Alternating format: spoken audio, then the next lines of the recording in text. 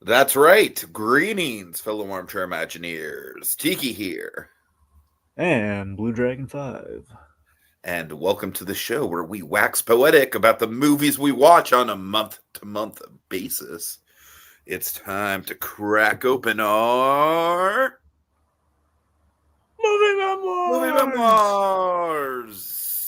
memoirs. Yeah. All right, Dragon. A lot to unpack here. Very, very busy month on multiple fronts. So let's just dive right into it with the news. Of course, we always start with the in memoriam section, and we lost a Bring couple. out the dead!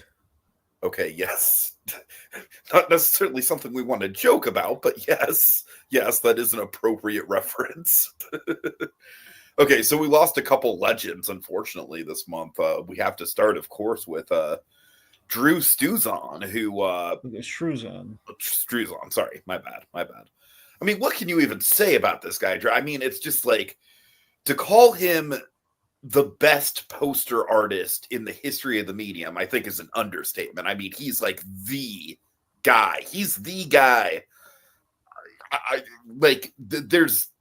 don't even know if there's anyone else that can compare to him as far as just like, not only is he the best of the best, but he's just got that iconic style to him.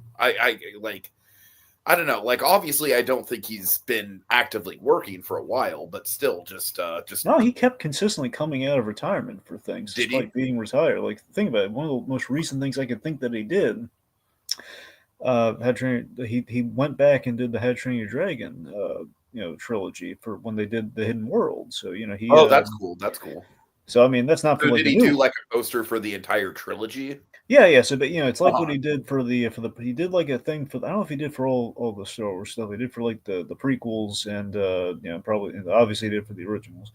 But he but yeah he went on and he went back to How to Train Your Dragon when they were just kind of promoting the last movie. So he kind of did like so he's done this kind of thing before for franchises, but it was a special case because it was How to Train Your Dragon. So yeah, I mean, obviously, just a tremendous loss of talent and total icon of the end. I mean, it's like it's very rare that you find someone who's like he's not only at the top of his craft, his name pretty much defines the craft. Oh yeah.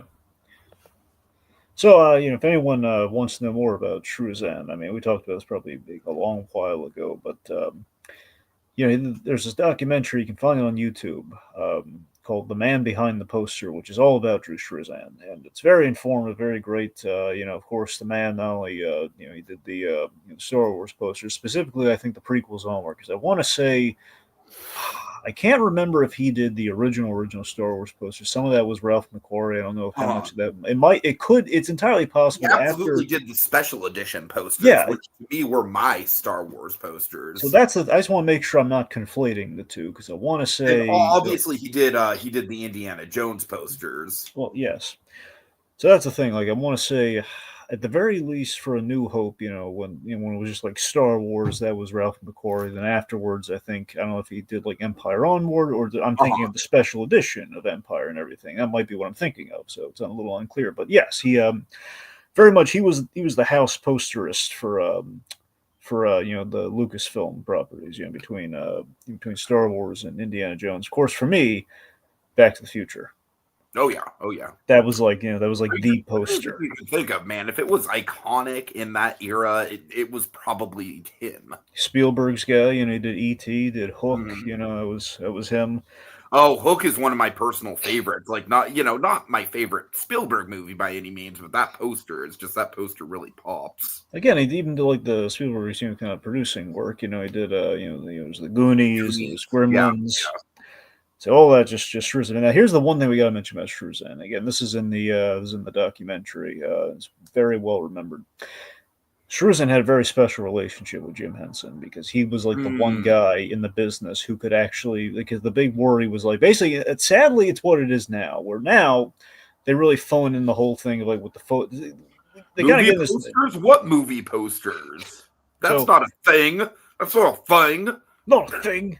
So we're at an era now, and they kind of prognosticated this in, because it was still prevalent. Like the documentaries, like from 2013. This is when it was really starting to become in vogue. But now we have to worry about AI posters and stuff. This is just like during the whole thing, like the Photoshop era. So basically, the Photoshop era of posters, and you even have with the Muppets, and it's very much kind of like Disney would like, hey, here's the Muppet movie, which is pretty much just like them slapped onto it, but they look lifeless. They look just like okay. Basically what Jim Henson wanted was, I want a poster with the Muppets that doesn't look like they're on a shelf somewhere. It doesn't look like they're sitting and lifeless.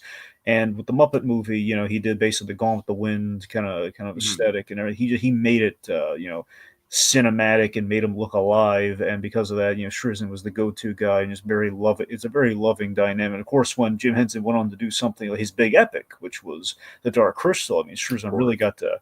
So that's what I'm saying. I was one of my personal favorites.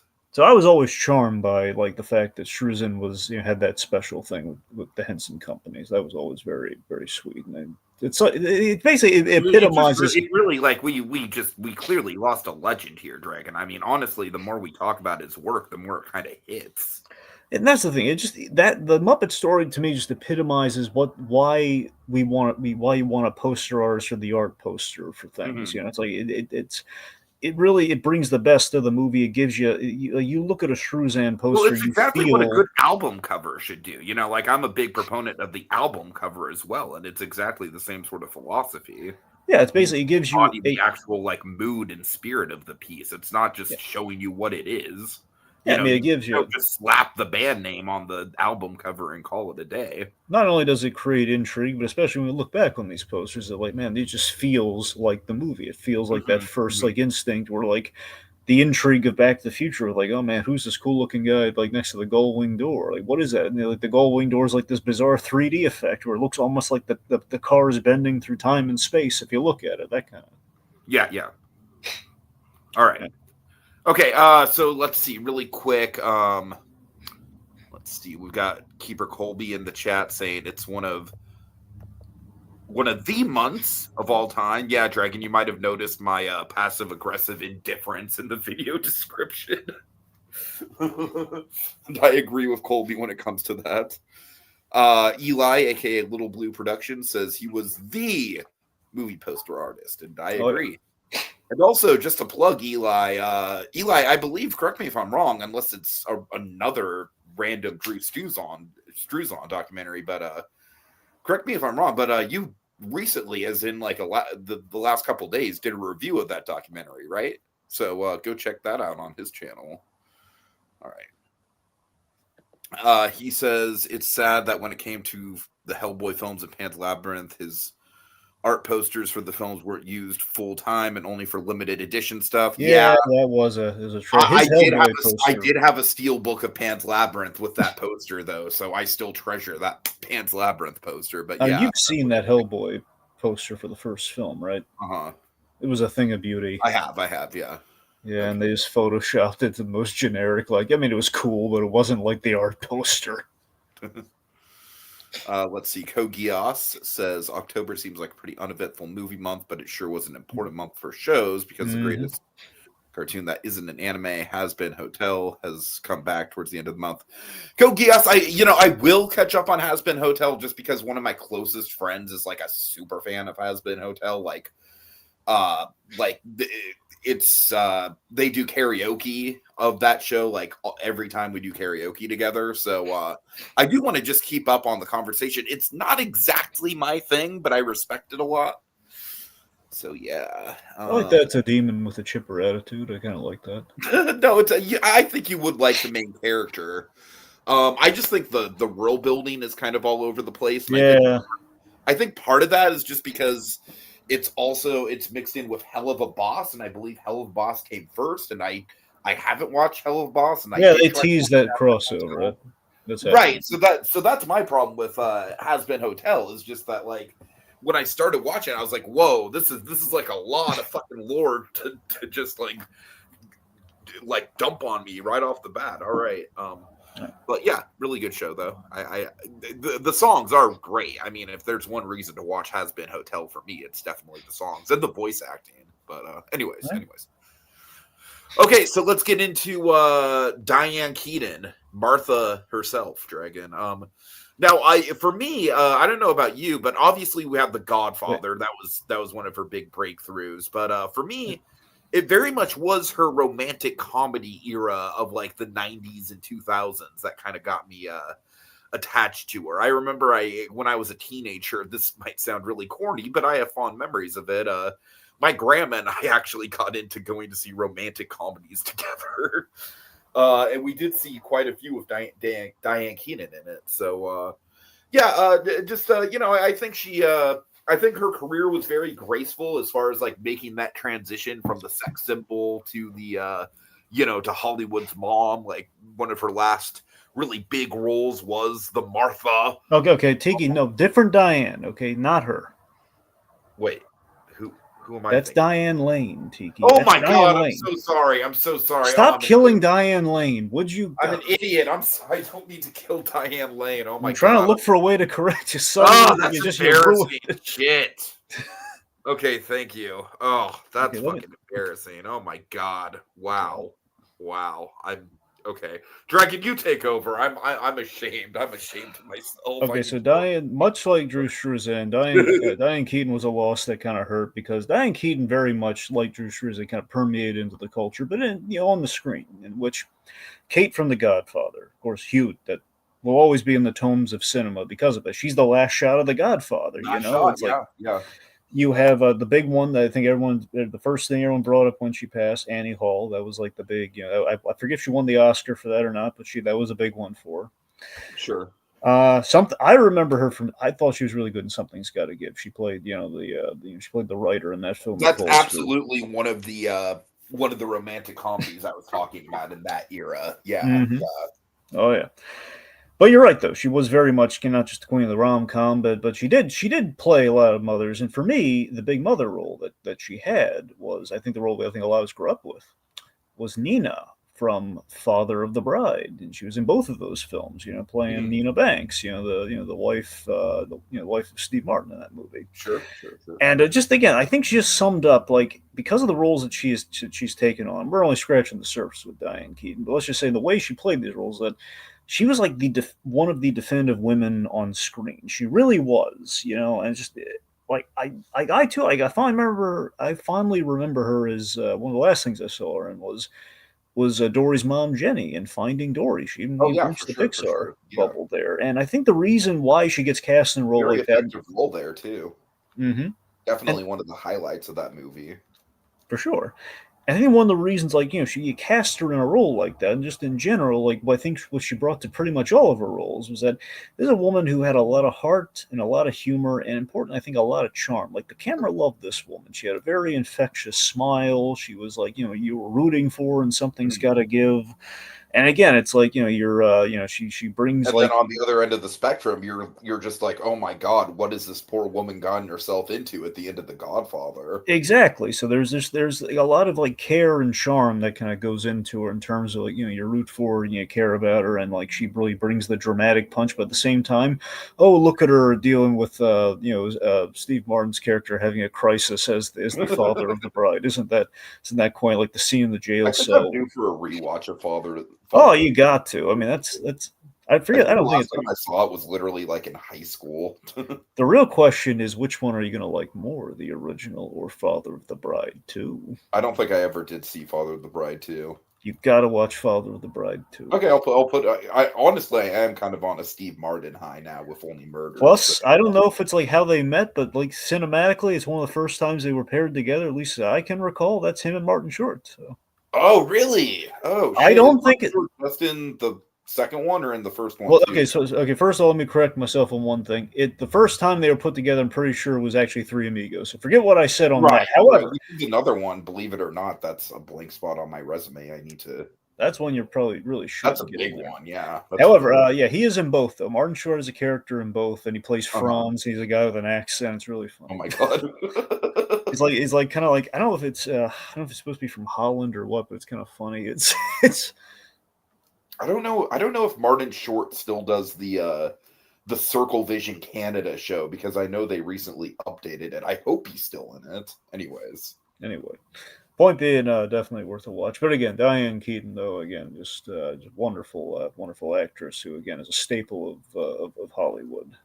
Definitely, She's a definitely. brass staple, man. I would say she's definitely an icon of the new Hollywood era in particular, for sure. Oh yeah, oh without Um, question.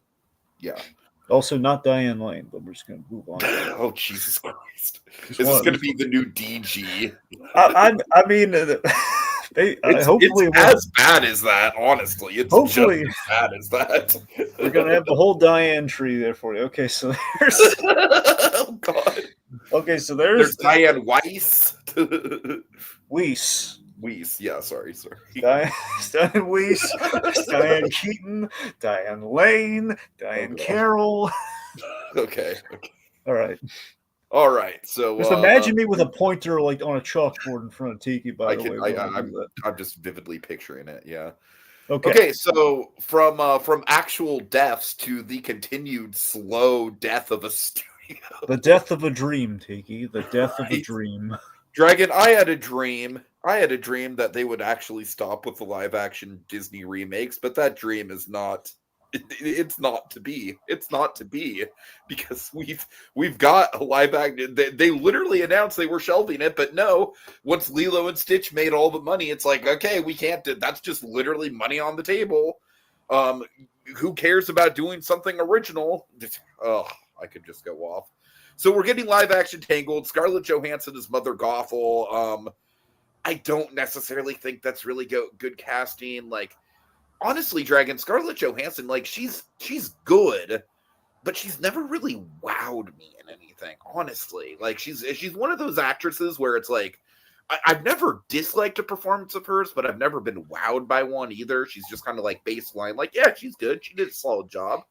So I just don't know. I've never really seen her. I mean, she was okay. Wait. She was really good in Jojo Rabbit, though. She was a wow performance. She was really that's probably her best role. There she you got go. For an Oscar for yeah, that. So yeah. A little credit where credit's due. I'll give her that. Yeah, I mean, look, and I'm not saying she's bad at all. I'm saying she's even her shoes good.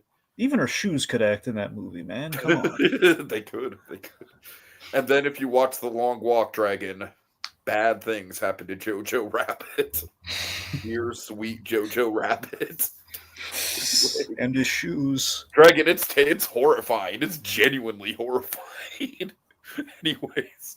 So yeah, what do you think about this casting? I don't particularly care for it, honestly. I think you need someone that has a little bit more like a little bit more bravado in their performance than someone like ScarJo does. All right, look. So I love me some Scarlett Johansson, and I mean, as far as the Disney live actions of it, I really liked her in the Jungle Book. Obviously, Ka was now the standout role in that film, but honestly, what's weird? I see a lot of potential in Scarlett Johansson because I really loved her cover of the "Trust in Me" song in the Jungle Book. It was like it was good for sure. So again, that's not really. I feel like Ka in that movie just gets way overshadowed by Walken. That's the thing. No, for sure. Walken just steals the show when it comes to like villain songs in that movie. Now, mind you, folks, we're talking about like one of the very few good live action remakes from Disney with the Jungle Book. And even then, I think it's kind of overrated. But yeah, it's good. I'll give it good. I'm just saying, comparing it to the other dog crap that comes afterwards, we got to put it. We got to at least say the fucking director. Well. Yeah, but you see my point, though, right? It's just the fact that we got to highlight what actually works, even if that movie. The fur glow, Dragon. The fur glow. Anyway, sorry. My point is that Scarlett Johansson. I mean, her being cast in a Disney thing is actually. I mean, I'm on board for it to an extent. It's a little surprising that she would come to think of it because we did get all that drama with Black Widow back a couple years ago. Well, I guess they buried the hatchet on that. It's mostly Chapek anyway. So, anyways, the point being, like Scarlett Johansson cast in Disney thing. I mean, I'm kind of on board for it, but I don't think you're wrong that her as Mother Gothel is not a go-to. Do I think she has the ability to pull it off? I think mean, she's yeah. gonna be better than Gal Gadot as the evil queen. Like, I'll give her that much. Well, yeah, without question. I think Scarlett Johansson could put the work. I mean, you've seen her in the Wes Anderson stuff. I mean, you really like Yeah, Asteroid City. yeah, She's yeah, in that. sure, sure. She's a I mean, she's regular got for a Wes very Anderson. minor role in Asteroid City, but she's good in it. I mean, sure. So, I know Scarlett Johansson has the potential to do good. Oh wait, no, I'm sorry. She has a big role in Asteroid. I was thinking Tilda Swinton. Yeah, no, she is very good in Asteroid City. Sorry, that movie has a huge cast. My bad. Yeah, it's all the Wes Anderson movies, but yeah.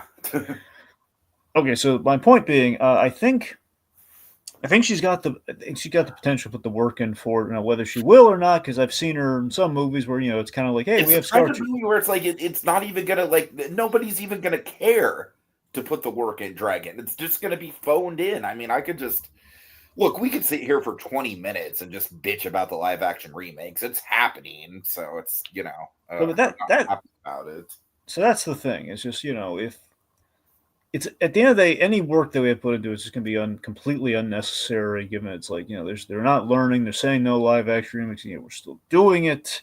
Is Tangled a good movie? Yes. Because of that, do we really need to remake it in live action? I mean, can girls absolutely the fuck not? Can girls just believe that well, basically, can they just believe? Okay, look, the animated character can have really long hair. Do we have to see it in live action? Is it going to be CG hair anyway? Probably. That's the thing. So I don't know. I mean, look, I'm amused by the idea. Honestly, I'm looking more forward to Scarlett Johansson singing the Mother Gothel songs. I am seeing her perform. I could see that.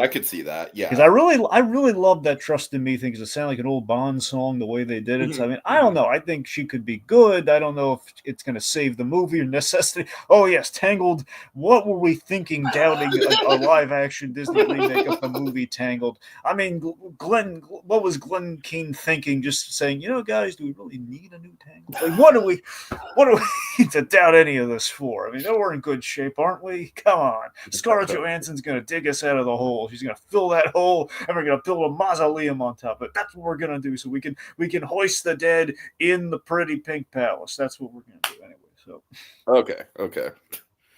Okay, Kogias says, I'm not against live action remakes as long as they're good. There are some bad live action remakes. There are a few gems, Kogias. Like, for example, it's not exactly a remake, but I am like a lukewarm fan of Cruella, just because, as Greg and I have discussed before, it does act. It's one of the very few.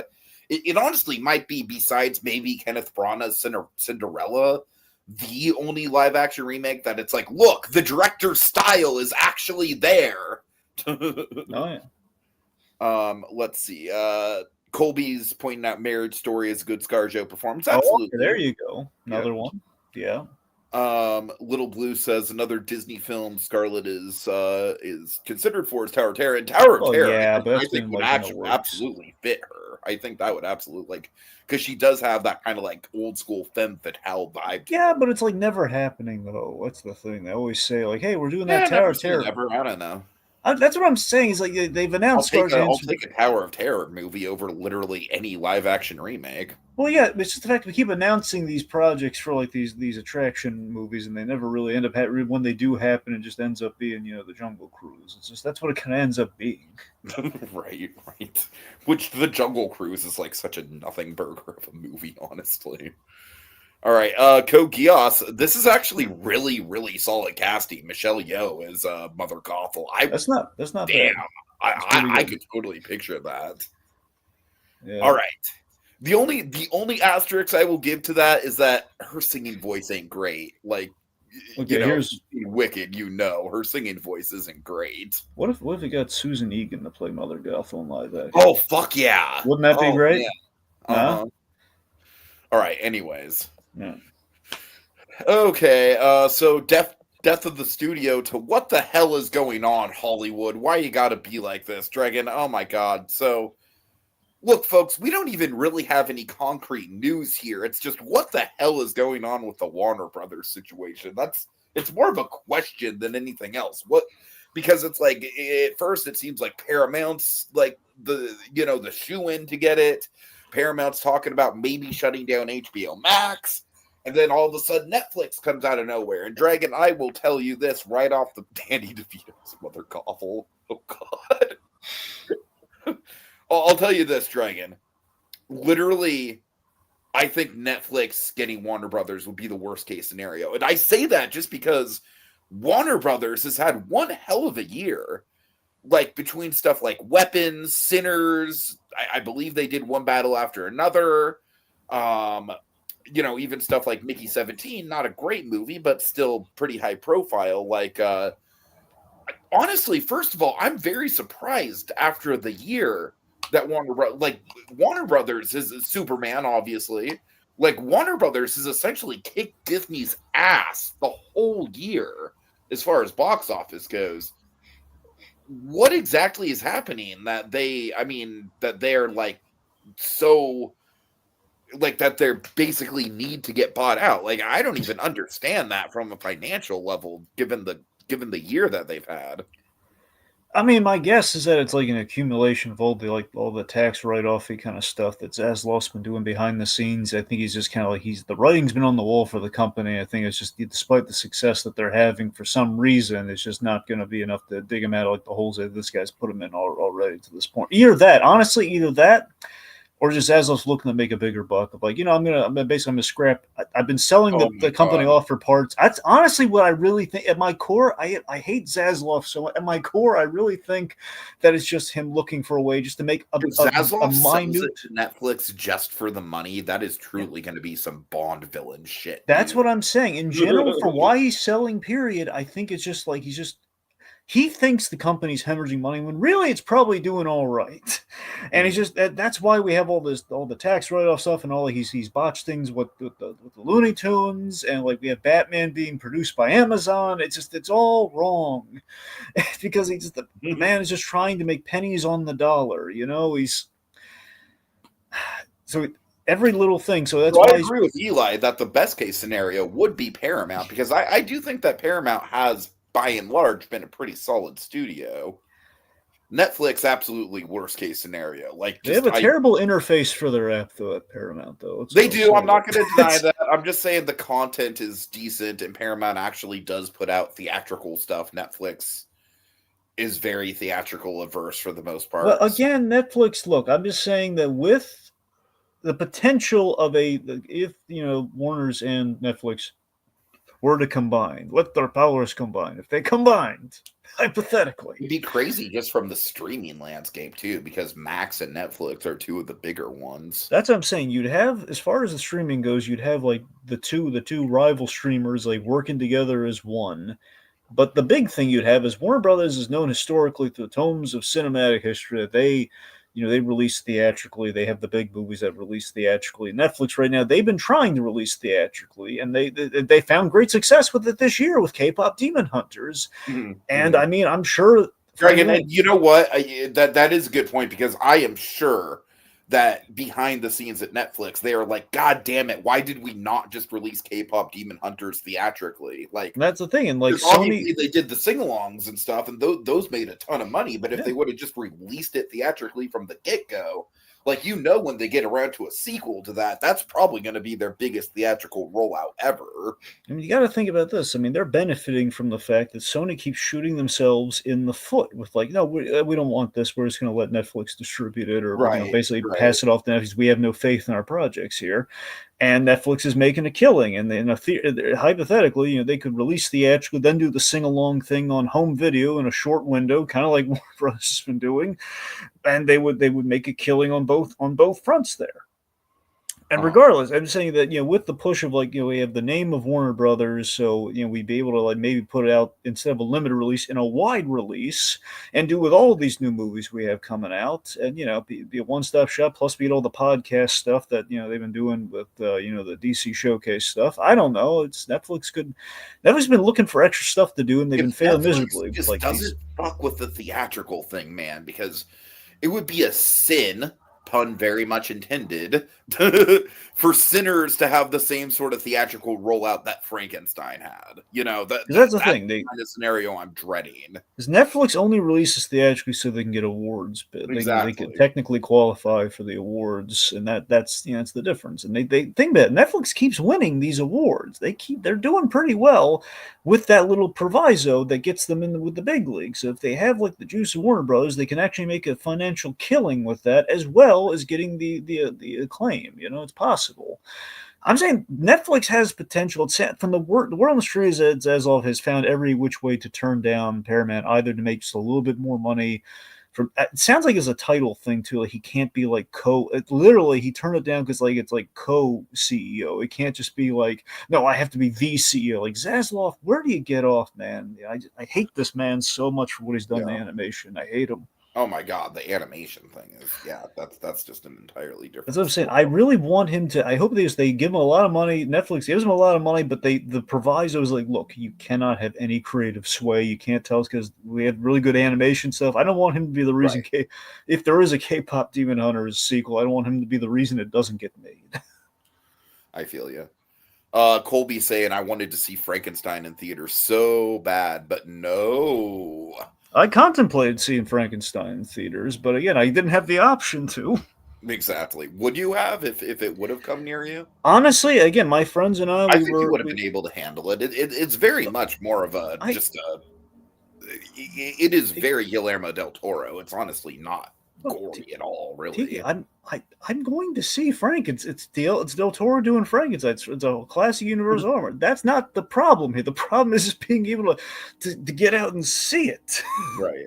My And thing. Colby saying same thing with Wake Up Dead Man, which will 100% not come near me. Yeah, Glass Onion didn't come anywhere near me, so I'm not expecting Wake Up Dead Man to either. My friends, again, I was planning on Frankenstein to be like a streaming thing for my buddies when we do our Halloween get together, but then it reveals like, oh, actually, no, theatrically it comes out on October It's fucking 17th, but not. ridiculous that it's like why couldn't they have released it theatrically in December or no, I'm sorry, in September and then dropped it on Netflix in like mid-October? So Like hypothetically, it's fucking ridiculous that they didn't do that. hypothetically, had it been in theaters, I would have said, hey guys, let's go to the movies to see the Frankenstein movie Right, for right. Halloween. What do you think?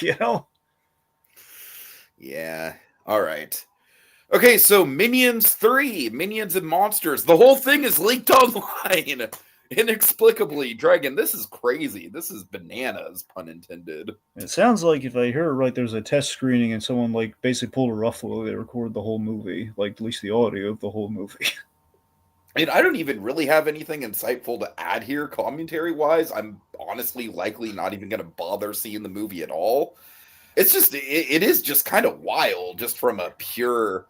I mean, you gotta think like the Minions are huge money makers as far as like theatrical animation. So you gotta think this is gonna affect it.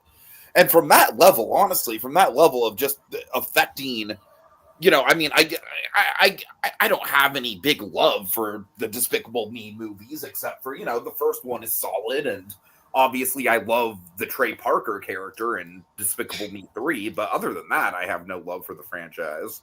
But it is just I do think just from a business level, from an industry level, it does suck that this is likely going to cut into the profits for the movie.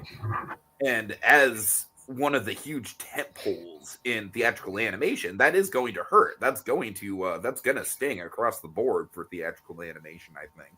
So I do think this is going to have a ripple down effect, unfortunately. I mean, I don't think it's going to really hurt from the sounds of it.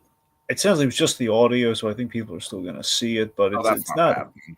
That's if I heard it right. But again, I don't know if it's like means like pretty much all the details and everything are leaked online. But then again, I don't think people are really worried about spoilers with the Minions movie. I don't think. I would love it if there is like a sub community out there that is like diehard about like, oh my god, all the fucking Minion spoilers.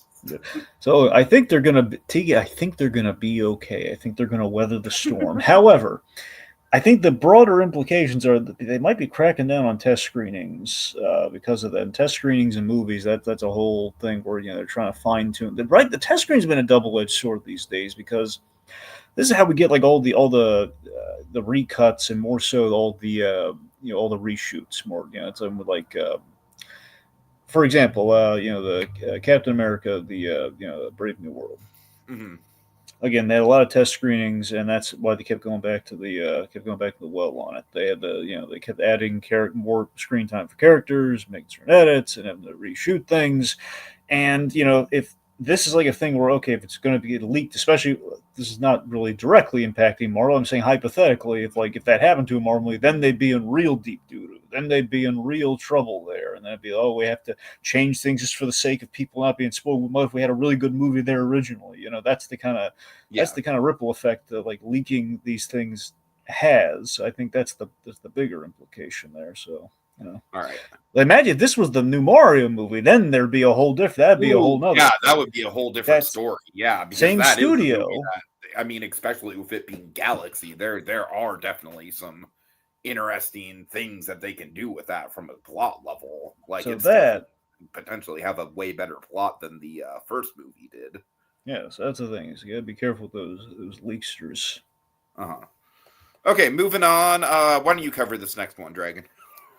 Right. So they've announced. I believe New York Comic Con happened. I forget if it was. I think it probably was. Early this month, or was very recently, or in conjunction with the New York Comic Con. Nightfall has been announced as an animated movie that DC's doing. It's going to be. I think I heard 4 thrown around there. It could be 3, but so they said multiple parts. I think I heard somewhere it was 4 parts. They're doing it as a 4-part movie potentially. It's going to start in 2026. Now, this is a big undertaking, of course. In terms of the comic adaptations we've done in animation for Batman 4, we've pretty much run the gambit. We've covered all the biggies with two exceptions: Nightfall and No Man's Land. Those have been the 2 exceptions. Everything else we've pretty much covered. But Nightfall has always been a biggie. It has been one of the lauded ones of the Ultimate Bane story, which we've done here and there. We've kind of combined Nightfall and No Man's Land and Dark Knight Rises. So doing it right, doing it proper, that is very interesting. There is still now, with all the new animated movies that are announced, there is this big question of, is it part of the DCU or not? Like, is this going to be a history of Batman? Because again, there is a chance. I don't think it's going to happen. I think it's just going to be a disconnected, like we're adapting the comic thing. There is a world in which we're detailing like the history of our lived-in Batman of the DCU Batman, and we announced that Batman early in the year because this is the year we're supposed to get that Clayface movie, which may or may not feature a Batman in some small capacity. So we might have a cast Batman next year. If we do, then it's on the table that if we're connecting the animated stuff to the like James Gunn kind of promised, the animation, the video games, and the live action all being in the same universe, and that's the big shadow that's cast over all these animated projects. However, we did get like the Aztec Batman movie, and that was very separate. It's an Elseworlds thing. This could also be that, like the other, like Dark Knight Returns, for example. So I think that is the most likely thing, but it'll be interesting seeing. We have some of the Tomorrowverse crew on this. Jeremy Adams, who wrote the Superman Man of Tomorrow, not the movie Man of Tomorrow. James Gunn's working on. Right before him, there was another Man of Tomorrow that now they have to make the distinction with when that comes out. But so they got good people working on this. I hope it turns out well. If it's in 4 parts, let's just say part 1. No matter what happens with Nightfall, the important part to hit in the Nightfall story is part 1, because part 1 is the Arkham escape, and it ends with Bane breaking Batman's back. That is the part of the whole story. So if they're gonna get anything right, there's that. The way it probably breaks down, it's the back break.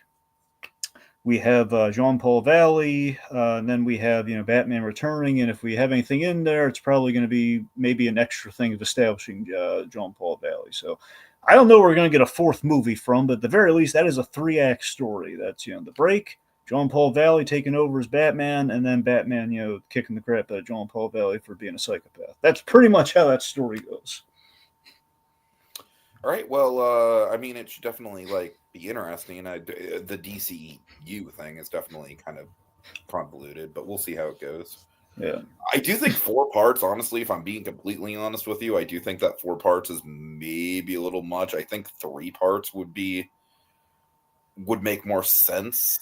Nightfall does have supplemental stuff, so it is conceivable if they really take their time with Jean-Paul Valley, they could stretch it out, but I don't know. I really hope they don't do a thing where we don't have the backbreak in part one. That's going to be a huge mistake if they don't. Oh man, yeah. We have All some. We want to read out the Kugia stuff. Or... Yeah, I gotcha. Hold on one second. He says, feel like Nightfall doesn't need an adaptation because I feel like every Bane adaptation in shows and films is either like Nightfall or has Bane as a mindless muscle guy. I like Bane. I feel like he's a one-trick pony that should go away for years, or so more underrated, interesting Batman villains can do something more. Bane is pretty much like definitively it's the Nightfall story, which we keep kind of trying to adapt kind of parts of when we put them in live action. It's I don't think he's wrong in that Bane is like he's the break glass in case of emergency. We need the big event, we need the back break. So I think if we're gonna do like one definitive like we did with like the long Halloween animated movie or Dark Knight Returns, this is the way to do that, just to kind of get it out of our system so we can say, okay, we've adapted these stories properly, like without like cramming it in like with Dark Knight Rises. I'm not saying that was a bad element for Dark Knight Rises. I'm just saying that it's like still like doing a proper full, and this is like the comic to the animation kind of thing like we've done. Where Dark Knight Returns is like that's the definitive take on that comic, in my opinion. So this could be that for this. And Dark Knight Returns, Nightfall, the comic. It's flawed, it's of the 90s. Right. It's a lot of different art styles and everything, making it, fingers crossed, it could turn out really well. Best case, Dark Knight Returns, worst case, Killing Joke. That's what we're operating on. Yeah, for sure. Pretty much. And honestly, that's kind of why I say, like, we don't really need two parts, because, like, look what happened with the Killing Joke, just trying to expand that story at all, This is actually a long story, so this one actually, for at least three movies... Yeah, no, I understand that, but I'm just saying, like, with this kind of animated film, like, you don't really want to stretch it out. I don't know. That's all I'm saying. All right. Anyways. Okay, so, anything else about that? No, we're good. Cut you off. All right, so Mitchell's versus the Machines 2 has been announced. There's not really... Do we have any sort of plot synopsis on it, Dragon, or is it just I think it was just announced, unless somebody heard anything different in the comments. I'm pretty sure it was just announced, and I think the thing that here is because remember, Mitchell's vs. Machines was a Sony movie that then Netflix inherited, and that has been kind of the pattern. Like, we're taking the stuff that Sony doesn't want, we're making it fantastic. For sure. So that's I wonder if the pattern will repeat for Mitchell's versus the Machines too. I hope it's not. I mean, look, I'm sure it's going to be good, but I don't know if it's going to be like the first one. Like as a self-contained one-off, was a really well-told story. I wonder if 2 might dilute that a little bit. I don't know. I mean, obviously, I have a bit of an emotional bias with the character, but I think a good way to go with it would be to give Aaron, the main storyline this time around. I mean, that's the only direction I can imagine the sequel would go in, right? It would probably have to be. You would think so, yeah. So, We'll see. All right, not much there, but, still, I think the real question is, are they going to be fighting machines again with the title? I mean, you would think they would have to, right? I wonder if they're going to be with the territory. I wonder if that's going to pigeonhole them or not. I don't know. Maybe it's animatronic dinosaurs. Maybe that's. Oh man. Okay, you know what? Yes, please. They go to think about it. They go to essentially a more achievable version of Jurassic Park, but it's actually it's like theme park rides and everything. Like basically like Jurassic Park meets Westworld. Like, what if it's a family vacation? They go to essentially kind of a it's all Crichton, man. They go to you go to old Crichton land. All right. Okay, so yeah, I mean, obviously, like I did genuinely kind of love the original Machine, so I hope it's not a case of diminishing returns. I could see it being that way, though. I could see a world where it's just like for example, the bad guys too. I very much feel like it's a solid enough little movie in its own right. I don't think it's nearly as memorable as the first one. So, I hope that Mitchells vs. the Machines 2 doesn't turn out like that. You know, I'd like to think with the Mitchells vs. Machines production, I'd love to think that it's like all their animators are like people from Spider-Verse who just couldn't take it, or like they're coming off of that. It's like, please, just no more Spider-Man, please, just anything simpler, please, no more varying arts, just give us something simple. We want something to make us laugh. We haven't seen our wives and children for years, please. Something simple, please. All right, so moving on, let's get to some trailers really quick. Yeah. So, Pluribus, that's how you pronounce it, right? Pluribus? I have no idea how to pronounce it, and they've never said the name yet, so I think it's Pluribus, but it... Pluribus, okay. Because I don't know if it's supposed to be one or an I. Sorry, yeah. So this is a new Vince Gilligan show with starring Ray Seahorn. You know what, Dragon? I think the trailer looks great. Right? I genuinely think that Vince's style is on full display, right? Mm-hmm. Like just the shot composition, the colors, and everything. Uh-huh. But it seems like it's even more next level than it was in Better Call Saul. Like it really feels like an evolution of that style. The one thing I'm worried about, I am not thrilled about the fact that it's on Apple TV Plus. Well, of course, yeah. And not just because I don't like that streaming service, but because, Dragon, I genuinely worry that just the nature of the show does look intriguing. I mean, it definitely looks like a very intriguing kind of like J.J. Abrams mystery box of a show. It's almost kind of like... Did you hear the premise yet? I'm wrong, but it almost kind of looks like a little bit more of a hard-edged, like Truman Show kind of thing that we have. Oh yeah, here. Yeah. So you know what the Truman Show-esque premise is for this yet? Well, I mean, I only know what I saw on the trailer, but do we have anything else that? Yeah, we have like a cell line that goes along with the trailer. Okay, so it's very simple. We really know nothing about the show except for the cell line. So the cell line essentially it's. I guess long story short, and basically kind of what we kind of glimpse in the trailer is that it's Carol is the Ray Seahorn character, which I'm pretty sure is a nod to Breaking Bad, by the way, because I think Carol was like the neighbor who like drops the oranges when she sees Walter White. Right? Oh man, I think you're right. Now remember, Tiki, we're actually there. So the show takes place in Albuquerque as well. Right. Oh, it does. Really? It does. Oh, if you go back to the trailer, you will see all the familiar locations. They're using all the locate. They're shooting in Albuquerque. I think in universe it takes place in Albuquerque, but it's in the future. It's like a futuristic. Is it part of the Breaking Bad? No. Well, at least officially no. They have not. They look officially said no. It'd be crazy though. It'd be crazy if it was. Everyone is going to theorize it. I promise you. Right. They will all theorize it, and it's the same locations and houses. Yes, so it's Albuquerque. Anyway, long story short, it's basically, if I read the description right, it's like in this futuristic setting, like no Jetsons cars, but it's like it's a little in the future. We're kind of paralleling the pandemic a little bit, so it's kind of like them when they were shooting the last season of Better Call Saul, kind of like applying that real life experience to kind of this inkling of an idea. Be my guess. Basically, happiness is kind of like a pandemic, essentially, where people everyone is kind of like happy. Who's been infected by this virus is like happy. Carol is immune to it, so she's like the only miserable person who's like the only hope to combat this happiness virus. And it's kind of an allegory for depression. That's essentially what this show is going to be. And so the idea of Carol's misery is going to be her bumping up against the society of happy people. That's essentially what the people that seem by and large kind of subservient to her. Yeah, right. That's part of it, right? That's because they're all trying to change her, and she's immune. Like they're all trying. Okay. Basically, it's like what if Amazon took over the world? It's almost kind of like a zombie apocalypse, but for toxic positivity. Exactly. That's pretty much. Look, T, I'm operating pretty much off the same information you are, aside from what I just said. It's going to be... I love that we're going into this completely... I can't even say the name of the show, man. This is the most blind we're going into it. Okay, let me tell you the one thing that I'm worried about, though. It's not anything with the show itself. I'm sure the show itself is going to be great. I'm worried about the fact that it's on Apple TV+.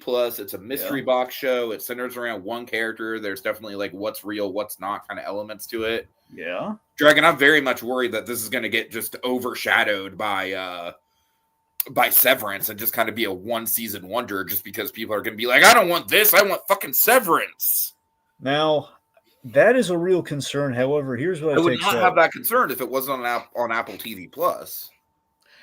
Well, okay, if it helps, I mean, Vince Gilligan, he has, I forget who he signed the deal with, though. He signed some deal, so I think he might be protected from that. So he might be able to do as many seasons as he wants for this. I'm not that's sure. Good. I mean, shit, I if he don't- has that right off the bat, that's great. I know he signed, but I could have sworn he signed that with AMC, and I don't know if this is technically like an AMC production that's being aired on Apple TV Plus or not. I don't think, otherwise I think they would have put it on AMC. So I don't know which, I forget if he signed that deal with Apple TV Plus or it's like, I'm thinking of, he signed some exclusive deal, but he's also allowed to do this. So I don't know if this falls under that deal that he made or not. So he might be protected from that.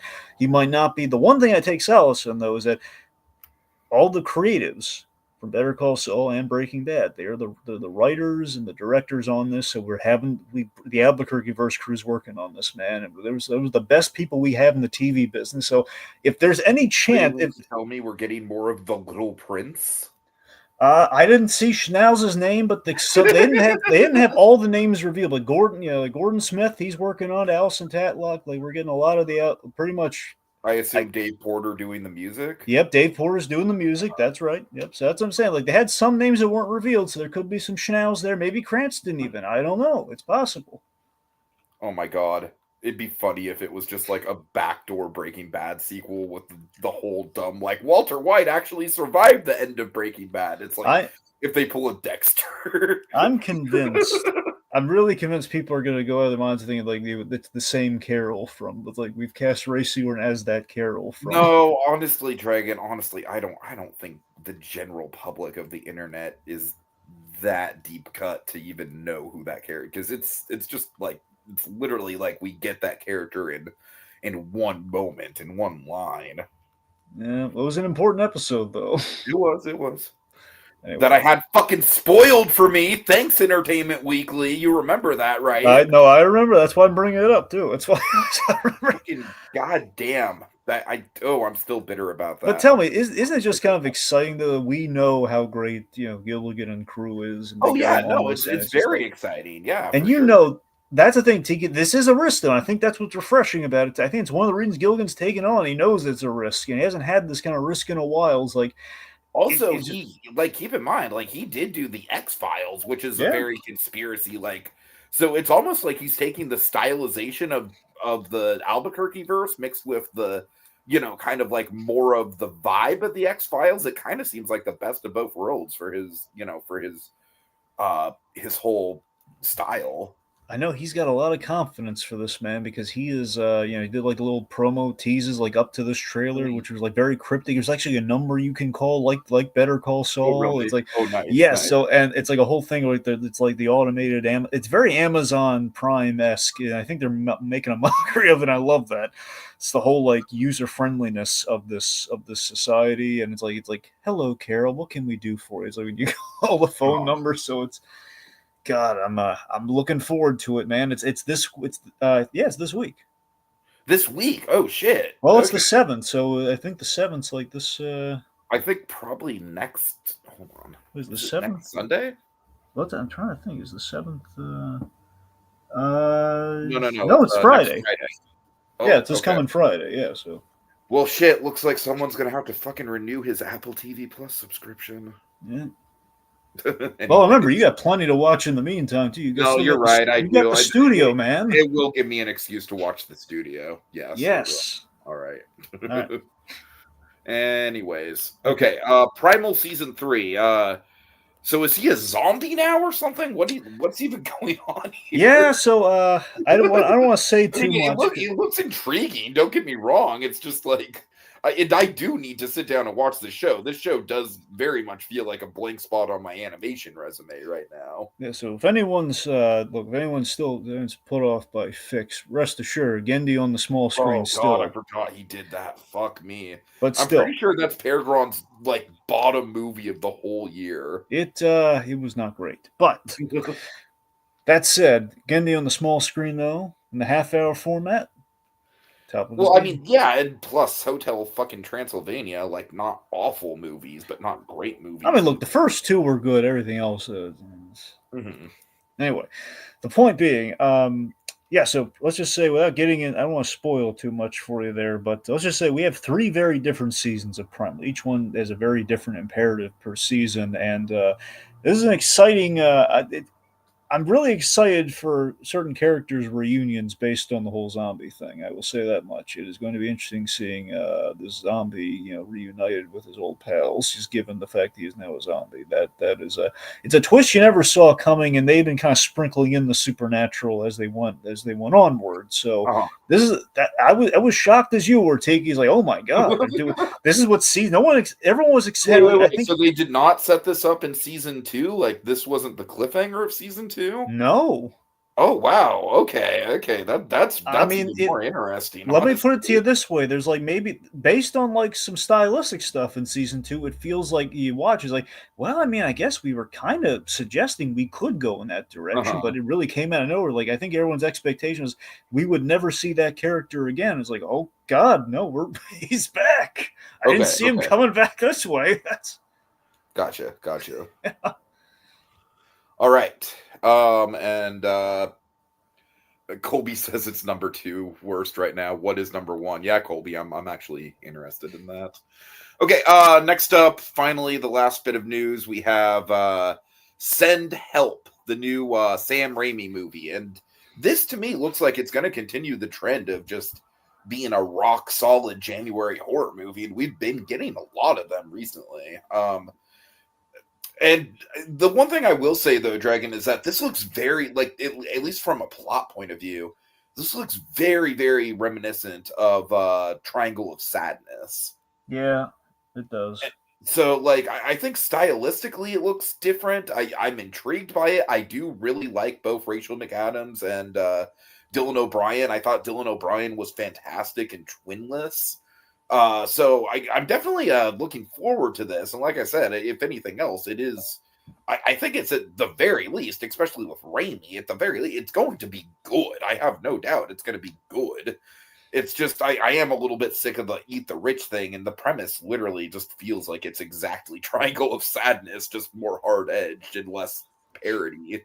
I mean, the thing I Anything? kind of Go thing I ahead. kind of walk away with it. Of course, I'm very steeped in Bruce Campbell's discussions of Sam Raimi and the things that we know about Sam Raimi behind the Okay, now you scenes. got to wonder what Bruce Campbell's role is going to be in this thing, considering it looks like it's just a two-man vehicle for the most part. I'll remember He's we're gonna probably have just going to have a cameo. probably in like Act One somewhere Uh before huh. they end up on kind of like the lethal castaway situation. Right. But I'm just saying, the whole premise of this movie does harken back to this kind of the core philosophy of Sam Raimi. Sam Raimi, and like we say this playfully, Sam Raimi loves to torture actors, and it feels like this is like kind of like the most literalized version It's of like almost that. looks like Castaway meets Triangle of Sadness meets fucking Misery of all Yeah, things.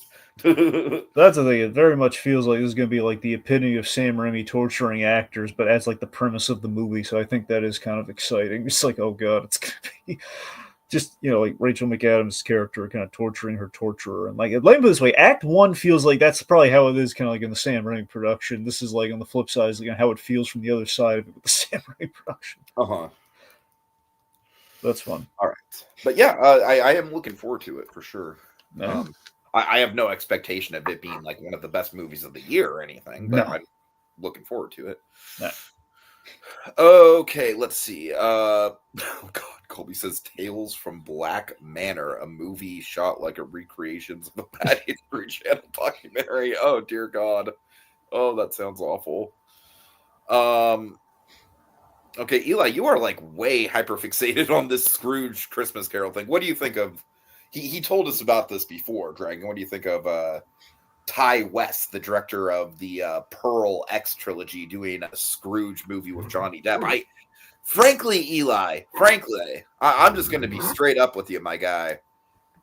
The Johnny Depp thing is a little icky. I'm not going to lie. It's a little icky. I'm a little hesitant about the Johnny Depp of it all. Ty West is a very interesting filmmaker. Pearl was my #1 movie of the year that came out. It got a Superman. Yeah, you bring it up a lot, though, Eli. You're bringing it up a lot. So yeah, he did give us Superman. The Pearl movie's always going to have that feather in its cap that we have a Superman movie because of that Pearl movie. Also, I think maybe the reason shouldn't Johnny Depp be a? Oh my God, you guys need to be more up to date on the. I mean, basically with the Johnny Depp Amber Heard situation, they're both pieces of shit. Okay, that's kind of where we're at with the Johnny Depp Amber Heard situation. They were both abusive to each other. That's kind of what I got out of that whole thing. So I take that for what you will. Look, I'm not trying to cancel the man per se. I'm just saying it's gonna be an adjustment to see him back in movies. That's all I'm saying. All right, like I don't think he's outright canceled. I don't think he's outright irredeemable. It's going to be an adjustment, though. All right, that's all I'm saying. That's all I am saying when it comes to Johnny Depp. Anyways, I think the one reason I'm not excited about this is just because I just think that the Robert Eggers Christmas Carol movie just sounds a lot more enticing to me. So, anyways, what do you think, Dragon? Johnny Depp playing Scrooge? Johnny Depp's traditionally can be a good actor. I mean, I not my go-to. It's not a Scrooge movie I need or I ever thought I needed. It depends how desperate I am around the holidays for a new movie. I guess. It's just I remember back in the day, Jim Hill, one of the old Disney pundits, he did a whole like month-long series highlighting like different versions of a Christmas Carol. So it's like, yeah, there's a ton of them. I mean, that's the thing. Let's see. Eli, I'm not touching the Johnny Depp thing. I'm not touching it any further. All right. I'm just saying. All right. Let's move on from that. My point is, unless it's Michael Caine, I don't really have a vested interest in it. For our Scrooges right now. Fair enough. Okay. Finally, that was a pretty lengthy news segment. Finally, let's get into October 2025 movies. And Dragon. Yeah. I've been Stuckmanized. Yes. He's stuck Shelby Oaks. He's stuck on Shelby Oaks, kids. All right, so here's the deal with Shelby Oaks. Like, on paper, for what it is, it's probably like a 6 out of 10. Honestly, I'm not going to lie. It's not great. It's impossible for me to take my bias out of this thing. It's impossible. Like, look, I know I've ragged on Stuckman. I know I've made fun of him for the whole, like, you can't criticize movies, guys, because movies are hard work and people put a lot of work into them. And if you criticize movies, you're a bad person. Like, I know I've goofed on that. It's a character. I know that's not actually Chris. And Dragon, frankly, I'm proud. Okay, I have followed Chris Stuckman basically since the beginning of his career. All right, like I was there pretty much from the beginning, and I think the main thing that really makes me proud of him and what he's done here is the Mormon thing. You're familiar with the Mormon thing, right? That Chris Stuckman is a Mormon? Or I'm sorry, not Mormon, the Jehovah's Witness thing. You're familiar with that, right? Well, man, I never he was like religious, so I guess it was Jehovah's Witness. But no, he's not religious. He grew up in the Jehovah's Witness. Oh, right, and he escaped it, right? Right, yeah. Dragon, if you haven't watched his video on it, watch it. It's compelling as hell, man. He really weaves a narrative with that video. Mm-hmm. Yeah, I mean, just the fact that he was able to get through that, to carve out a life for himself. You know, he has a wife and kids, and now he is fucking living his dream. And it might not be a great movie, Dragon, but it's a really good framework. I honestly think that the plot's a little derivative. The characters are kind of non-existent, but the set pieces are good. The set pieces are there. It is genuinely really chilling in some spots. And I do think it's some of the best found footage stuff that we've gotten in a while.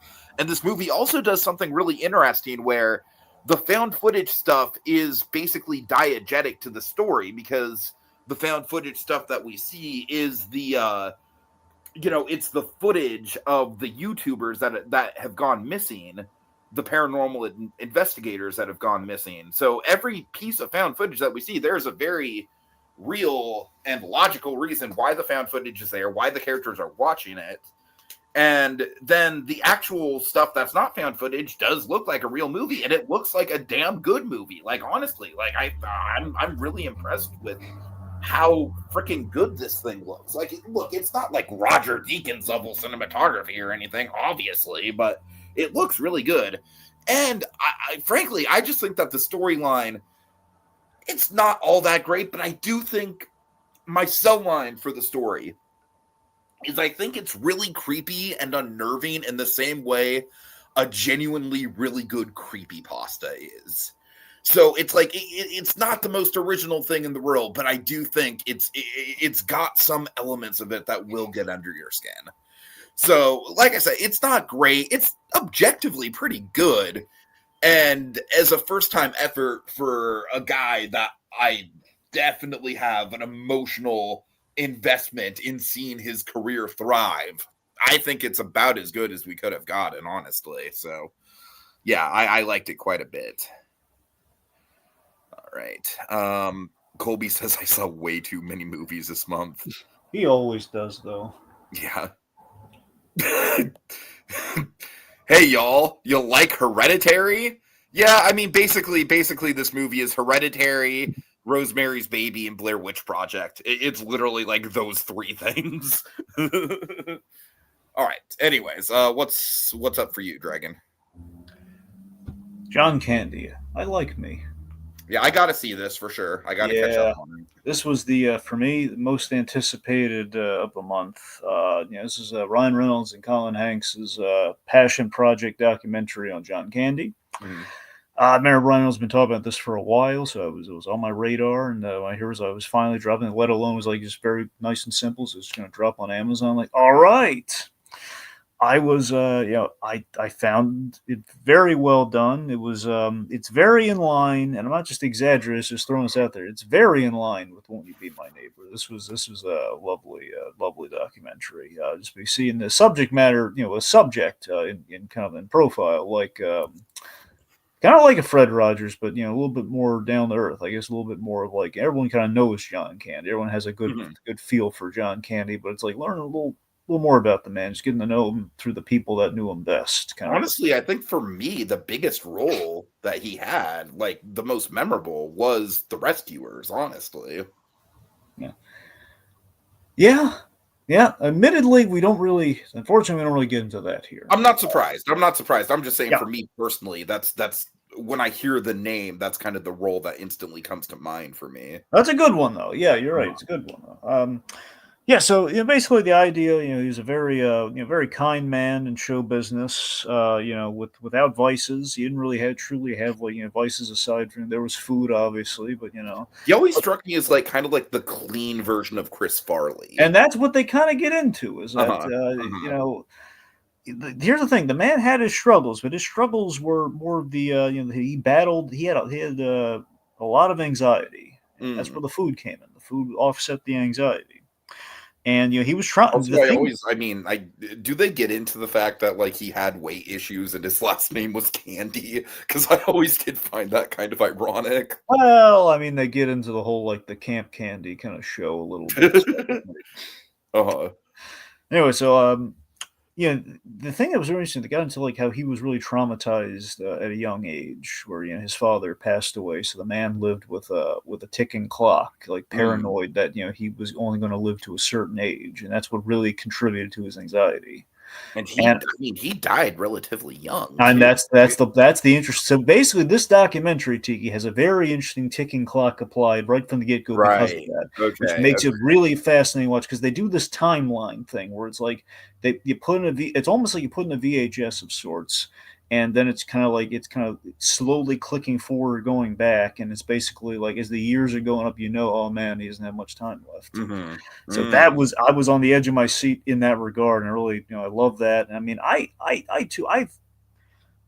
found it very relatable. The whole, the way in which he was traumatized by the whole like, the sands of time working against you in terms of, like how long you're going to be around, kind of a thing. So that I felt it was very palpable for me, and I felt it very relatable, and I was very invested. They landed Bill Murray right from the get go. That's an impressive get, because rarely does he do documentaries.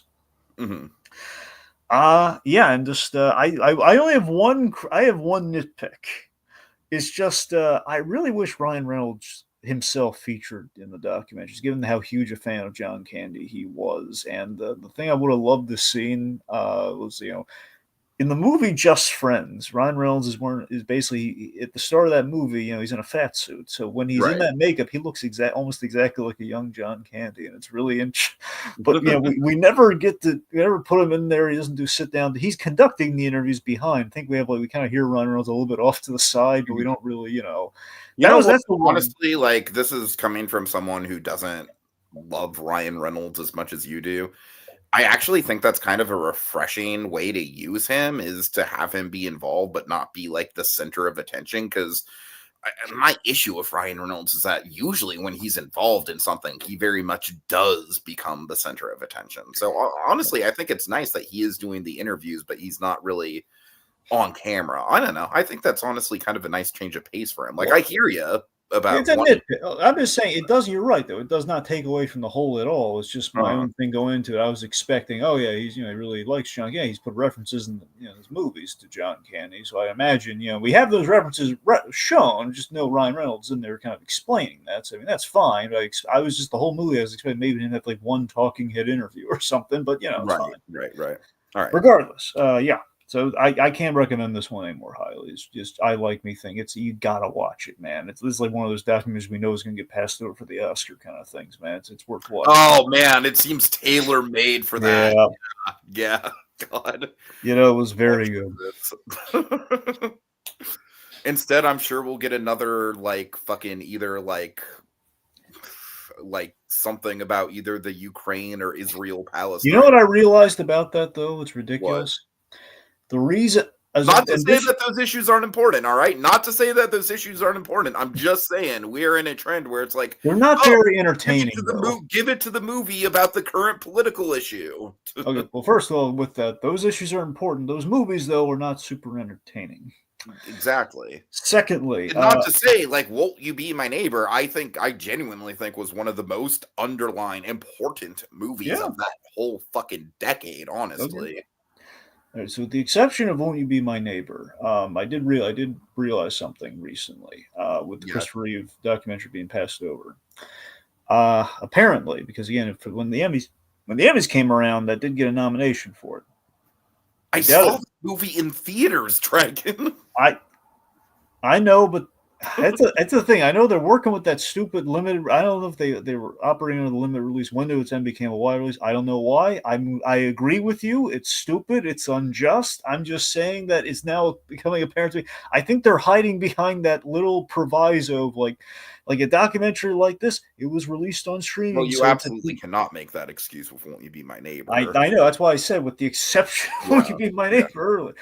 It just feels that I think they're hiding behind the whole. Well, it'll get Emmy recognition. No, it won't. Okay, it's his first. Yes, it'll be nominated, but that's not the point. It's a movie. Okay. That's how it doesn't matter. It was on TV. Okay, it doesn't matter. It's streamed because you don't have the guts to put it in theaters. Okay, that's why it's streamed. Okay, so you're highly recommending this to me? Yes, I am. Okay, well, we're transitioning to Begonia. And Dragon, this is the new Yorgos Lanthimos movie, and I know how much you fucking loved Poor Things. God, I hate Dragon, I like this movie better. Poor Things is a movie. It does not. I respect it. I respect the art design. I respect Emma Stone's performance in it. It's not a movie that really lands with me either, if I'm being completely honest with you. But, Eli, you need to fucking see Won't You Be My Neighbor. How have you not seen Won't You Be My Neighbor? Holy shit. Damn, dude, that movie is right up your alley. It's your missing piece, Eli. Anyways. Okay, so Begonia, what I do like about Begonia is it very much harkens back to the Yorgos Lanthimos that I did fall in love with, which is the more kind of like mean-spirited Yorgos Lanthimos. Like, Killing of a Sacred Deer is by far my favorite of his movies. And this is kind of in that vein. So essentially it's like Jesse Plemons plays a crackpot conspiracy theorist. He's also very much manipulating his cousin, who seems to have some sort of low functioning autism or something, like very much socially inept. Still has moments of intelligence, but just socially just not there. And honestly, that was one of the elements of that movie, like even more so than the kidnapping situation, is just Jesse Plemons continually gaslighting his cousin. Kind of got under my skin even more than the kidnapping stuff, if I'm being completely honest with you. Here's the thing. I think this is the best Jesse Plemons role ever. I think he totally transforms himself. I think there's like the expressions on his face, the reactions, just it's visceral stuff. With that being said, Dragon, this is a frustrating thing. I hate the way the character is written, because we have so many scenes in this movie, because essentially the whole gimmick is that he kidnaps Emma Stone, who's like a high level like CEO of some I believe it's a pharmaceutical company, and he believes she's an alien, Dragon. He believes she's an alien. And so it's a back and forth where it's like Emma Stone, like sometimes she'll try and reason with him logically. Sometimes she'll try and play into the delusion of her being an alien to try and get an advantage. It is very much a battle of wills.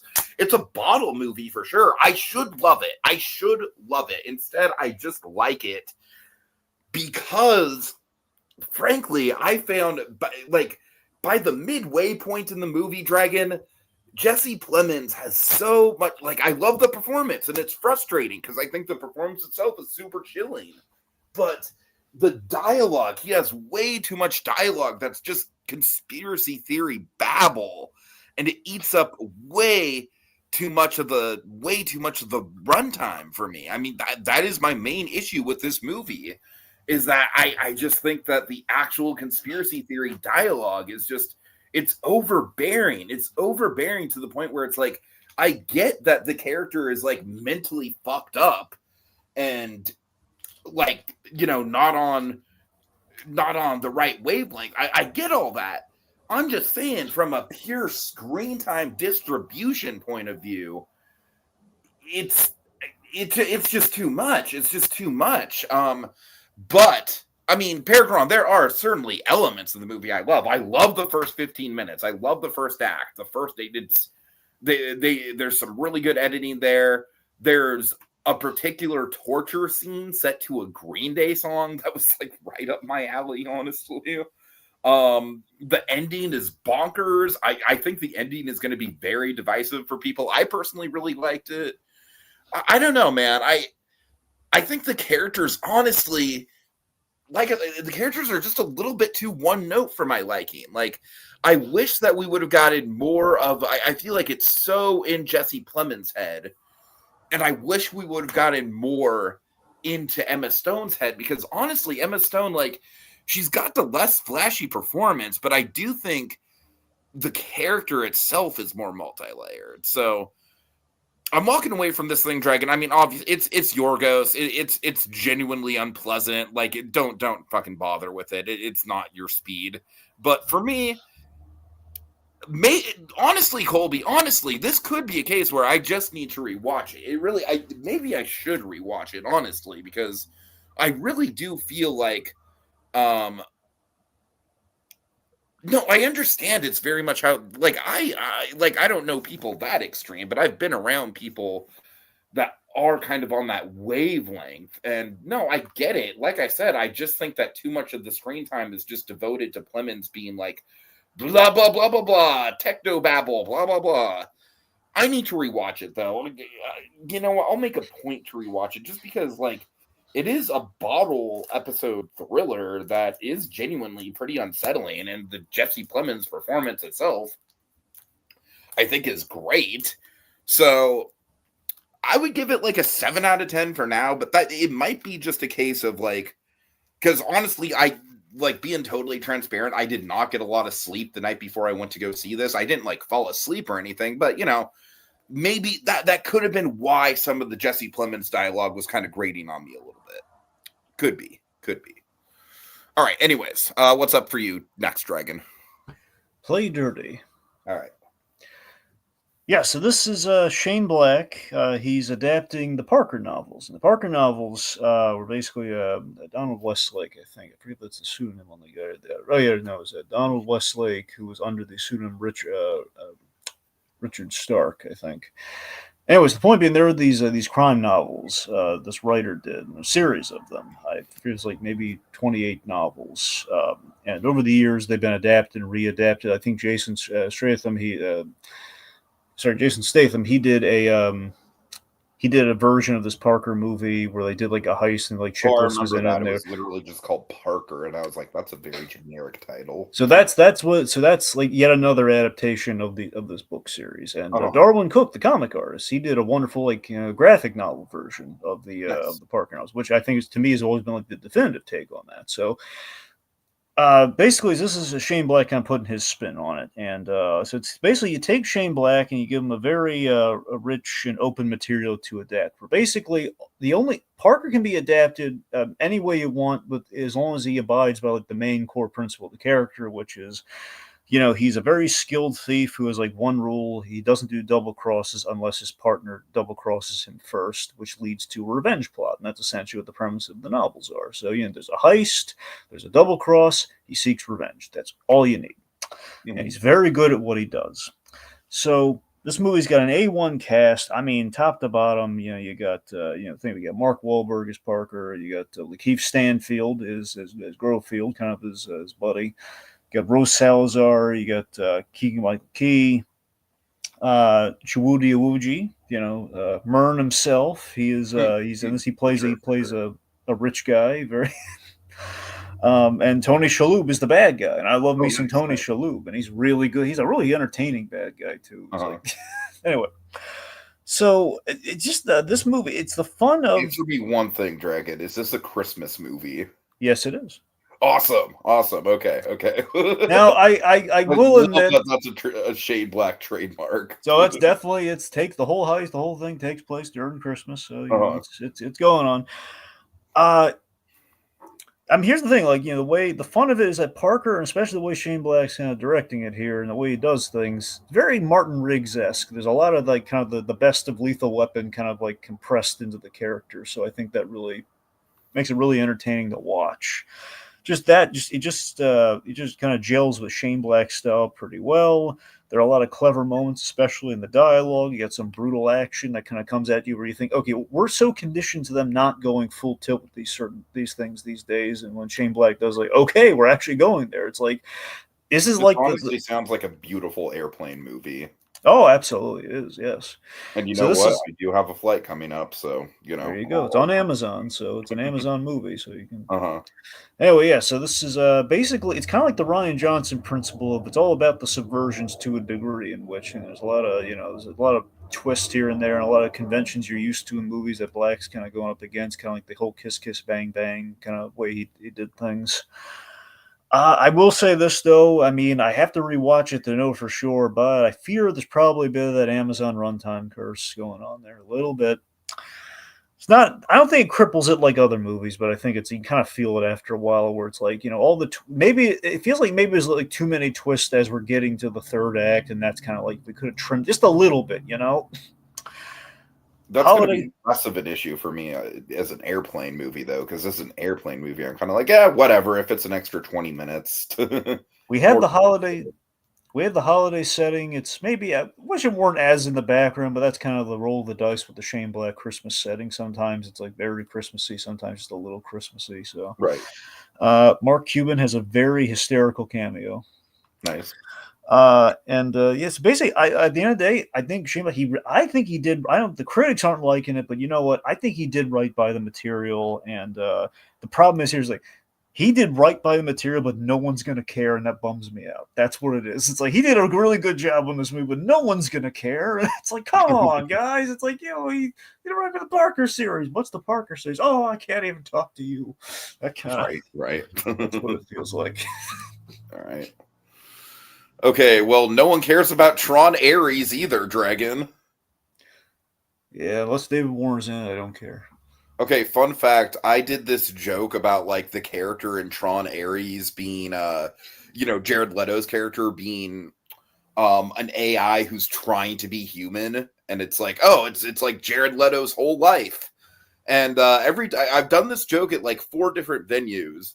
Every time I'll open with like, did anyone see the new Tron Legacy or Tron movie? And then no one says it's not. I'm like, yeah, that's the correct answer. It totally bombed. Nobody cares. Like literally, I did that 4 venues, didn't get one reaction. It's the Dodson of movies. Exactly. No one cares. Okay, here's the thing. This movie's so fucking dumb. The plot is all over the place. It honestly shits all over the continuity of the franchise in very blatant ways. It pretty much ignores some of the bigger world building implications of Tron Legacy.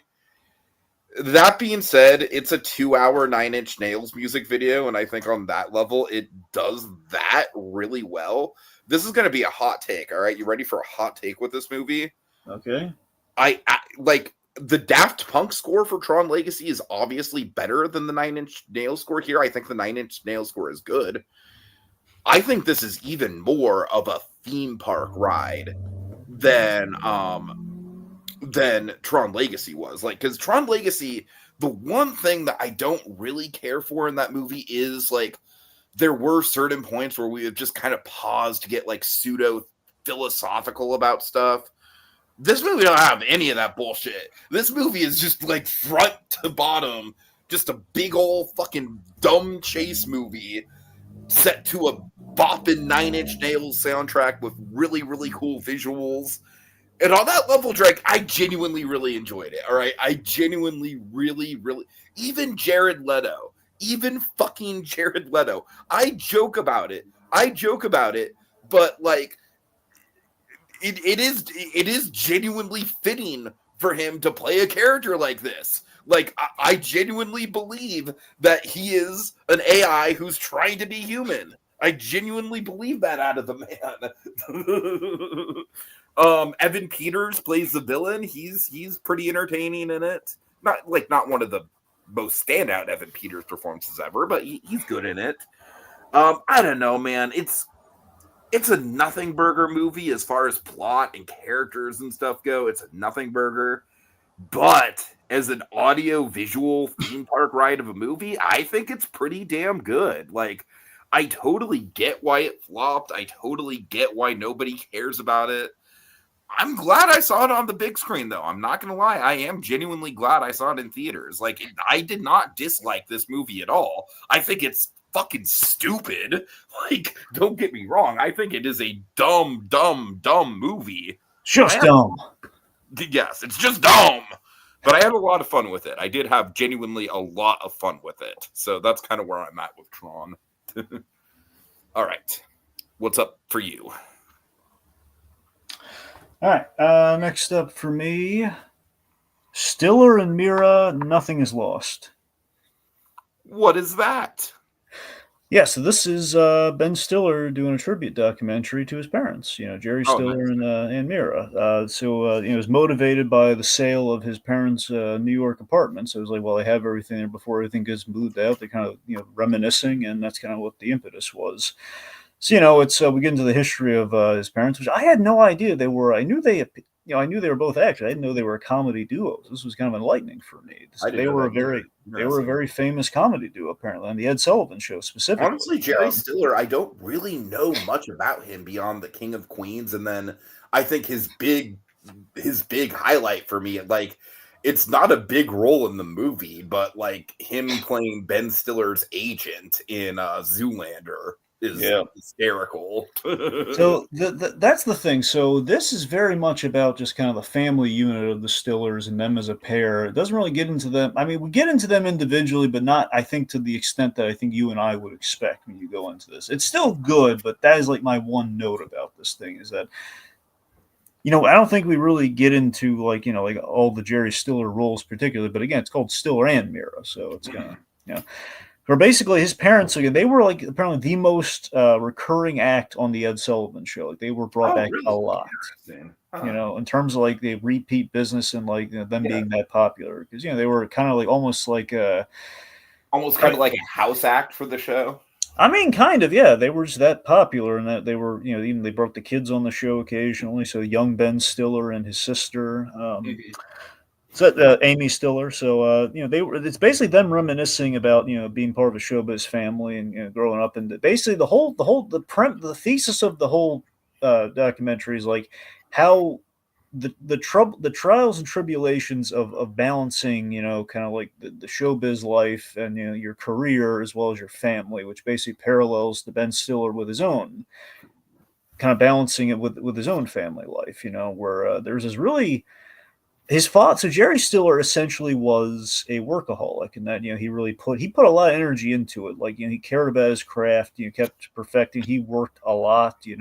They and Ann Mira was, she was kind of a dramatic actress who then kind of she was like a great straight man in the comedy duo. That was kind of where the humor came from. They had really well worked out routines, but so for them to be together and be successful, they were kind of denying themselves kind of certain opportunities and kind of certain wants that they had. And her Jerry Stiller worked out to kind of what he wanted it to be. With her, she developed a drinking problem, and there was some depression there, and there was there were she would kind of, in her mind, she was getting kind of rolling the deal, but she had family, she had love, she had kids. So she kind of, that's the intrigue of like, kind of being at the top of your game, but also kind of like, you're losing out on the things that you kind of, you wanted for yourself. Uh-huh. So I guess Lawrence, it's a good documentary. I think it's worth a watch, especially given your fondness for Severance. I think you should give it a watch, for the Ben Stiller of it all. But and Jerry Stiller especially. I like Jerry Stiller. You really feel. I just feel it lost the focus on the parents themselves at the end. Like for example, like Jerry Stiller lost his wife. I don't think we really dwell on that like we should by the end. That's my main criticism there. Like I don't think we.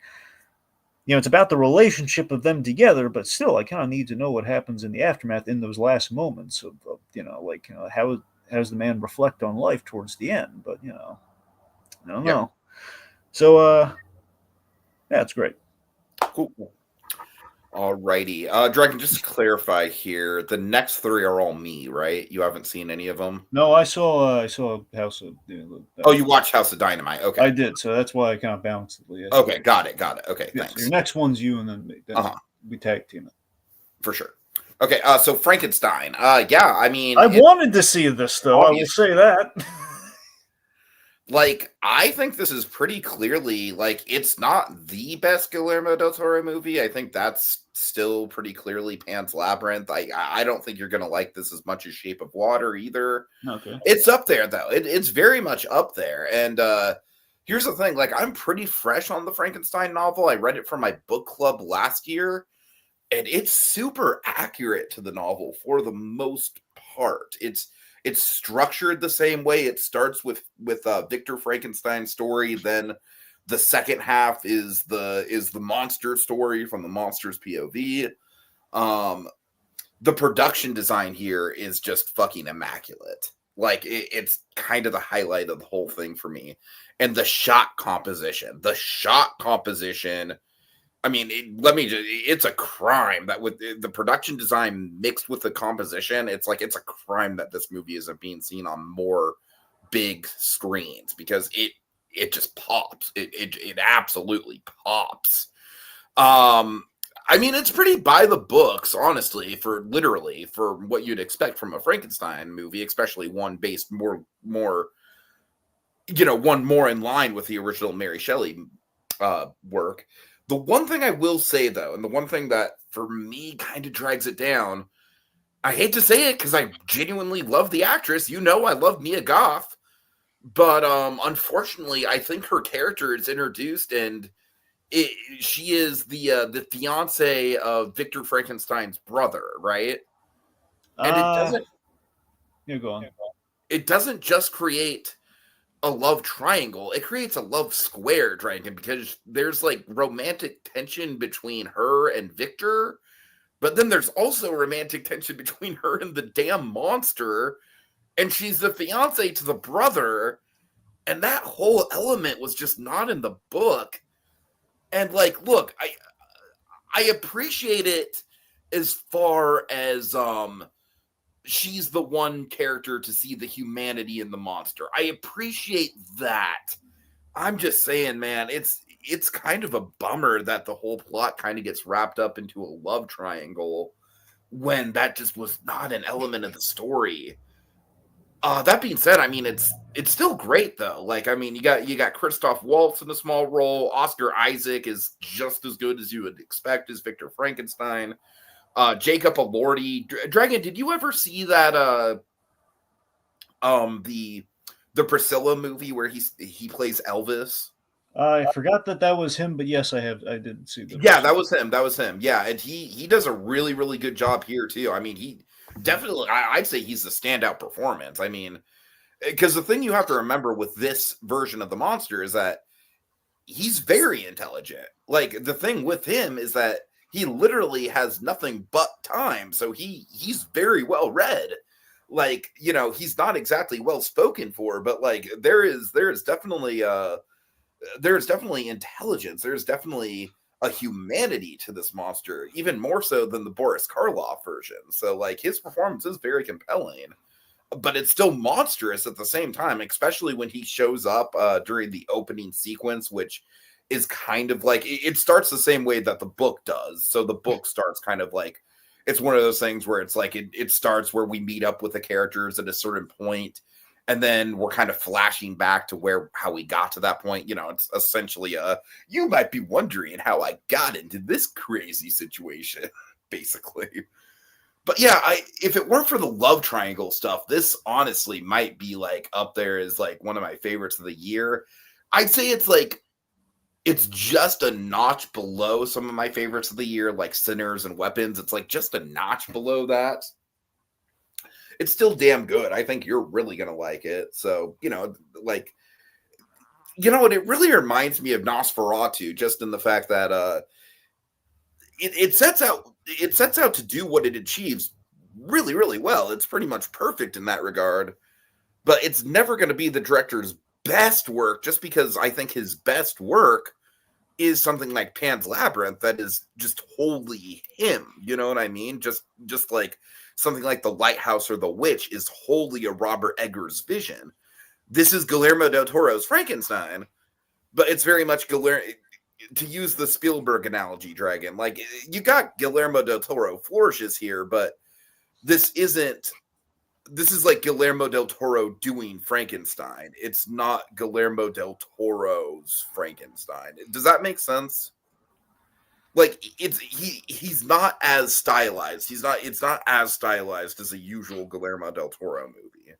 Right. So, but that's because he's sticking so faithful to the original novel. No. All right. Okay. Kogia says, I don't think I've seen anything that Guillermo del Toro's directed. You haven't even seen the Hellboy movies, Kogias? All right. Anyways, okay. So, right. House of Dynamite. I'll let you start this off, Dragon. Yeah, so this is Catherine Bigelow's political thriller, and of course, Catherine Bigelow, she had great success with The Hurt Locker. Mm-hmm. You know, kind of like made James Cameron take one of those for that year. Right. Yeah, this is I gotta be honest, man. I was between two movies for to kind of squeeze in there before the month's end. I had to pick between two, and I heard a lot of good buzz about this one, and I ended up kind of like rolling the dice. And you know what? Let's give her a shot. And I tell you, man, this is a very well structured movie. It's a tight 3 acts. It's we have our whole premise of like this mysterious missile launch threatens to nuke Chicago. It's I'm Walker. Yeah. Lie. That was my first thought when I heard that Chicago was the target. Really? That was your first thought? Yes. All right. Not the Channel Awesome crew. All right. Go ahead though. Anyway, so my point being, I like the structuring and the way we tell the story within the 3 acts, and how like Act 1's kind of like through different perspectives too. Like Act 1 is like the monitoring crew, Act 2 is like the generals and like the national security advisor guy, And 3 is, we get the president, we get the secretary of defense. So it's like we kind of keep building on. We get like a new piece of information at the tail end of each act. But again, I love a good link up when we can do it right, and I really think we did that well here. I think there was a real good command over story on this, and I thought it was really good. It's a premise that gets you hooked. Like the little mundane detail. Yeah, I really enjoyed this movie. I thought it was very good. And I really fear the ambiguity at the end is going to turn a lot of people off to it. I mean, I think it was a bold choice. I mean, a part of me was a little deflated that we didn't end up making a choice, but I still think it was, I think for what the story was, it was a well executed. I think it's probably what that movie needed to be for the, what it needed to be at the end. So I'm actually surprised because I think you like this one a little bit more than I do. I respect it, and I think the first act is the highlight for me. Oh, yeah. Unfortunately, I do think, like, I respect the structure. I think it's a little bit of a diminishing returns thing for me, though. Like, with the one exception being, I think, the Jared Harris character. Yeah, I know. Jared Harris had my favorite part in the movie. Yeah. I love his thing, and my favorite line in the whole movie is like, $50 billion, it's $50 billion, and all we get is a coin toss? Right. And honestly, I think the Jared Harris character is where that structure shines, where we get a little bit more each time. I gotta be honest with you, though. By the time we get to the Idris Elba section, I'm just kind of like, okay, really? We're just going through these same events again from a different perspective? Yeah. Like, again, it's a little bit of a diminishing returns. Maybe... Go ahead. What if it's given the runtime, and I'm saying it's not a long movie. I'm just saying there's with the structure I had in mind, which we're seeing one singular event. The base of the whole movie is, in theory, the length of Act 1. Yeah, and basically we have to retell that, per the other, for the other. No, I get that. I get that.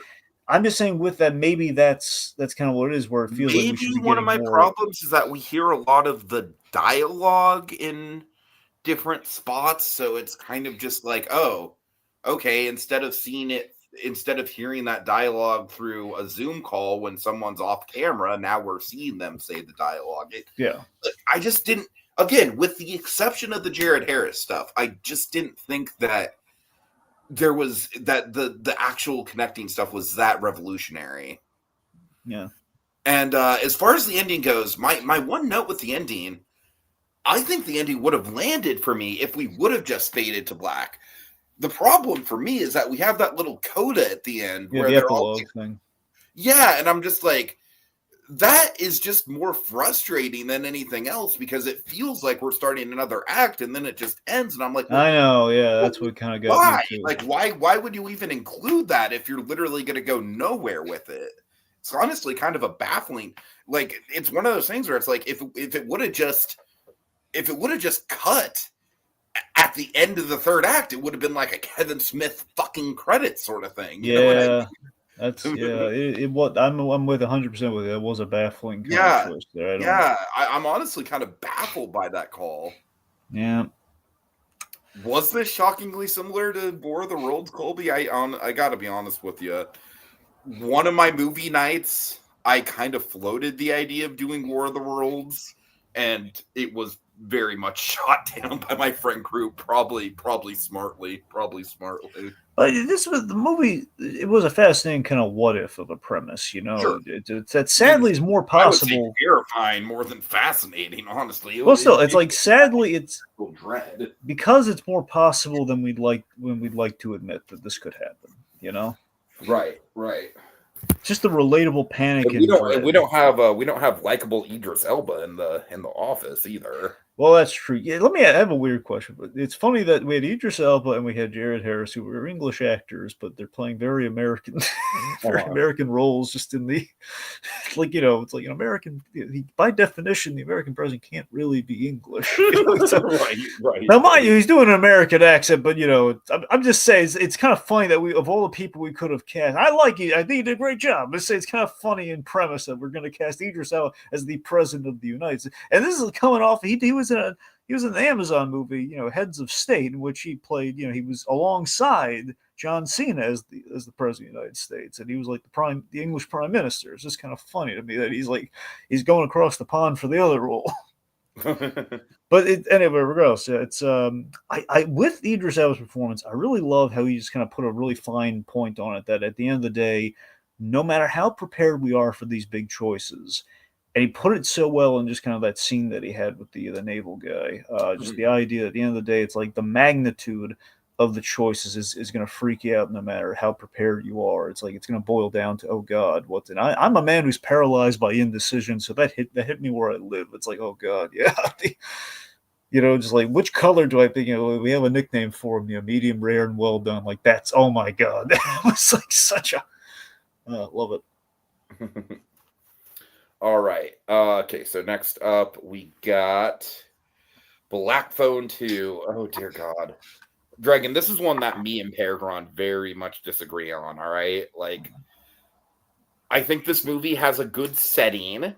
It's set in this remote kind of sleepaway camp in the middle of the woods during a blizzard. So, like, it's got a very striking setting to it. I'll give it that much. I did really like the setting, and I think it uses the snow. Really, I'm ready for let's do it, Colby. This is basically... I'm halfway tempted to invite Colby on and do a debate, honestly. No, I'm not going to do that because we're already running too far. Like, this is already going on long. But my thing with this, Dragon, you remember what the original Black Phone is, right? With the Ethan Hawke playing a kidnapper who wears that creepy mask. Yeah. Okay, so, like, Mason Thames, a.k.a. Hiccup. Also... No, I'm sorry. I was thinking of a different name. You're right, though. That guy, yeah. Mm-hmm. Who's also going to be Link in the Legend of Zelda movie, which I think is honestly perfect casting. I think his brother might be Spider-Man. If Mason Thames has a brother, he's also Spider-Man. He kills the Grabber, and guess how we bring back the Grabber in this movie, Dragon? We find a new one? No, the Grabber literally just becomes Freddy Krueger. What do you mean? He becomes Freddy Krueger? Dragon, it's exactly what it sounds like. He's able to attack people through people's dreams. Ah. It's Dragon, it's so lame. It's lame. It's fucking lame, Peregrine. I'm sorry. It's lame. Here's the thing. The Grabber was a disturbing and really, really effective villain, specifically because he was so realistic, man. He was so realistic. He was such a real world scary villain. This is just not. Okay, you know what? Spoilers for Black Phone 2. Spoilers for Black Phone 2, all right? At the end of Black Phone 2, the climax is literally all the characters on this patch of ice, and the Grabber is literally ice skating. He's fucking ice skating. And Mason Thames, like, he's ice skating in a dream. The sister, it's so fucking stupid. But anyways, he's in the dream. The sister is having the dream. It's all the sister. She did have these dreams in the first movie that kind of tied into the ghost kids. So that's how they're able to justify it. It's like, well, the sister has these dreams, so let's just put the Grabber in the dreams. Yeah. And there's just like Mason Thames, he somehow figures out where the Grabber is in the dream realm, and literally is just like, he grabs onto the Grabber and smashes him against the ice. But when you see it, it's just Mason Thames literally like holding on to nothing, and it's so stupid. It's so dumb. It's so underwhelming. It's so fucking underwhelming. I did not think that this movie was scary at all, man. God, I'm already spending too much time on it. Colby, honestly, I'm baffled that you like this as much as you do, Colby. I am fucking baffled. I genuinely do not understand my guy. That's all I gotta say, Dragon. I don't know. I could keep going on. Yeah, let me tell you about Downey Wrote That. Okay. This is a documentary on Peacock. It's about also, I'm sorry, I accidentally switched. I'll do the Smashing Machine next. I accidentally switched the two. My bad. Go ahead. Anyway, so Downey wrote that. This is a documentary from that's on Peacock. It's about the famed SNL writer Jim Downey, one of the premier SNL, like one of like the definitive SNL guys. And basically, on principle, we need more docs like this. They're celebrating the greats while they're alive. So that's just something that I think we need more. Like Albert Brooks got a documentary like a year or so back, and this is what I'm saying. We got to talk about the comedy legends while they're alive, and not like posthumously. It's just common courtesy. But it's basically about how basically apparently so like, he and Lauren Lester. To give you an idea here, so he and Lauren Lester. Sorry. He and Lorne Michaels. I got Batman on the brain here. He and Lorne Michaels, because I wrote Lorne there. Like, right.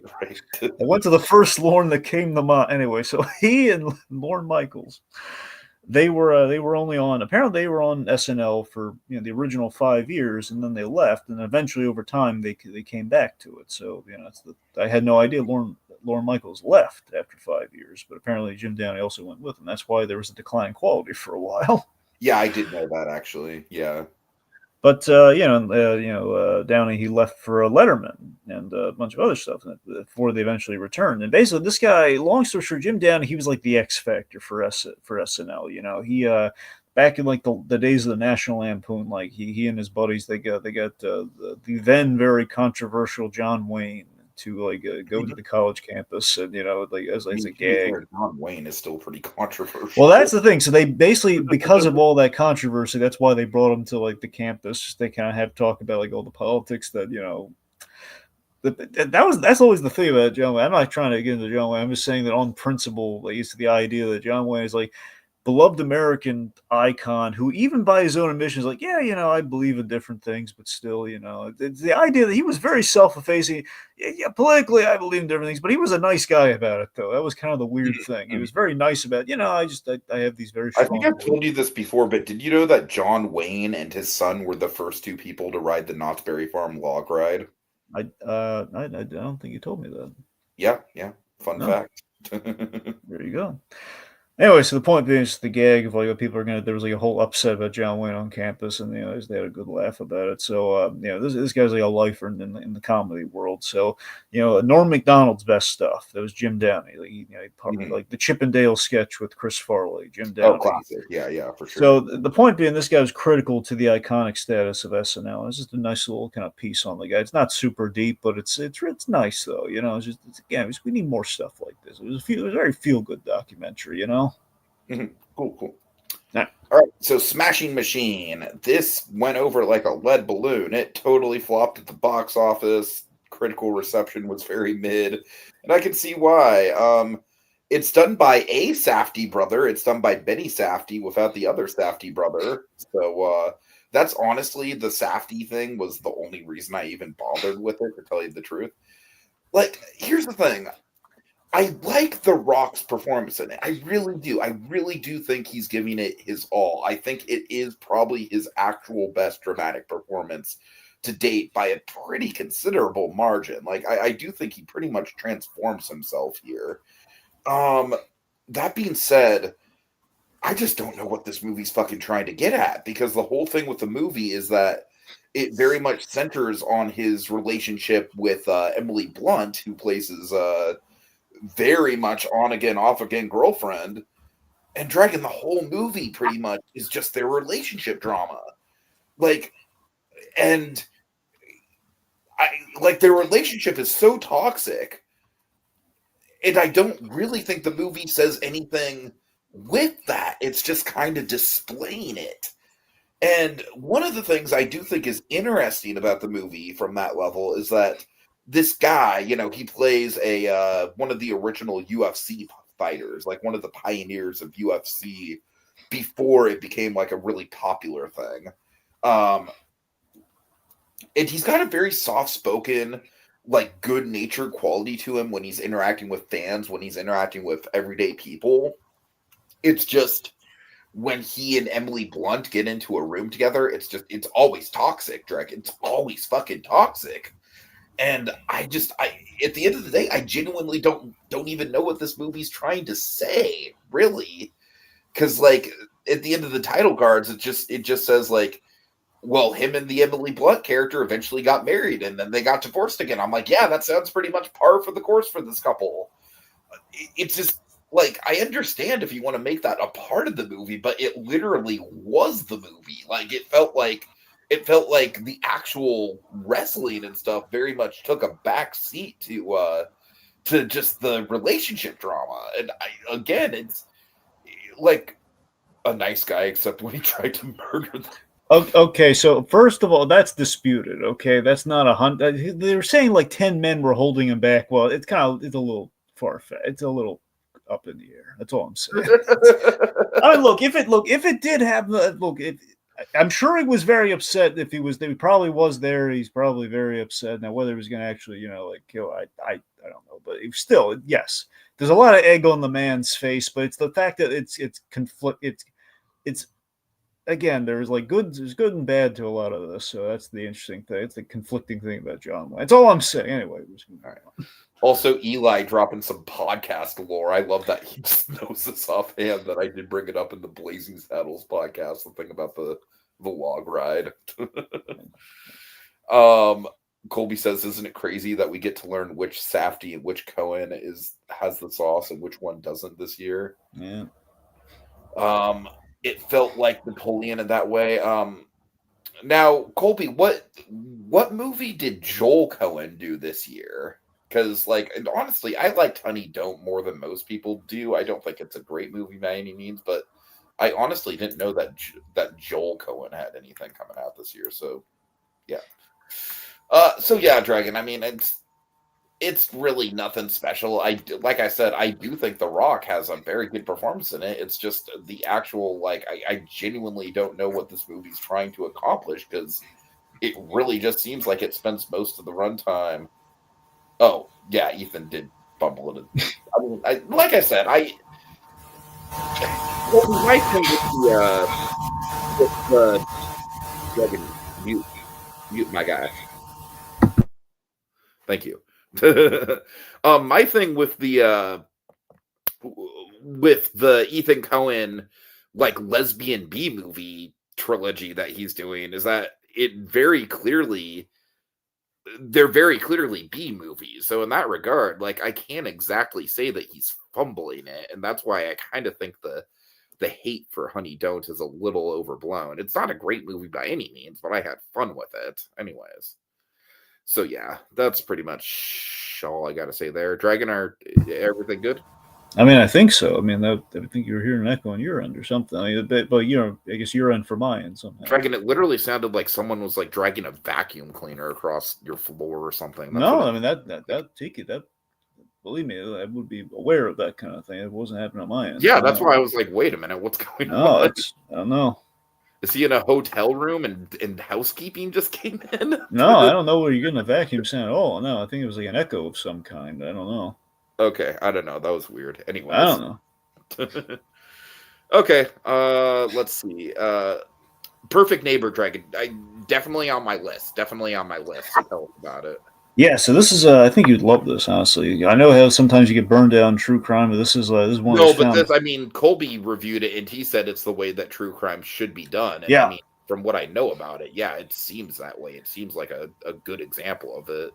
I guess to give you kind of a Cliff Notes thing here. Basically, it's kind of a found footage true crime doc. It's an example. Explorers stand your ground law in Florida. Now, basically, it's it's really messed up. Just the premise of this whole thing. It's really messed up what happens. It's essentially about someone who abuses calling the cops on people for So it's about these these two neighbors essentially, and and then they literally the kids they call her the Karen. So it's like the neighborhood Karen.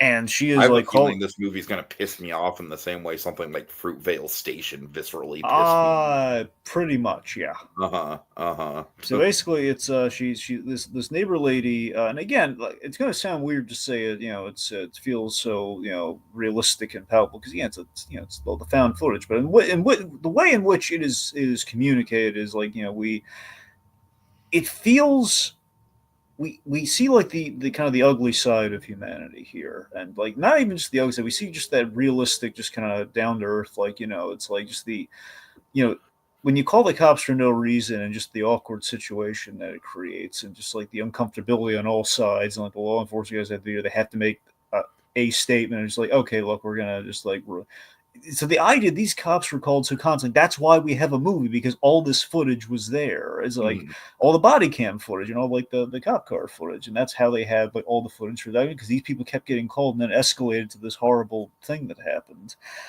And it's just like, again, this lady just kept calling the cops, and all because of like she, like the kids were literally just playing. The kids weren't doing anything bad or anything; they were just playing. But she was she's like one of those neighbors that has like the private property signs, like almost like a moat or something, just to kind of Fucking prevent fuzzy people. lumpkins. Yeah, exactly. Very fuzzy. It's like Fuzzy Lumpkin's grandma. That's essentially what we got going on here. Right.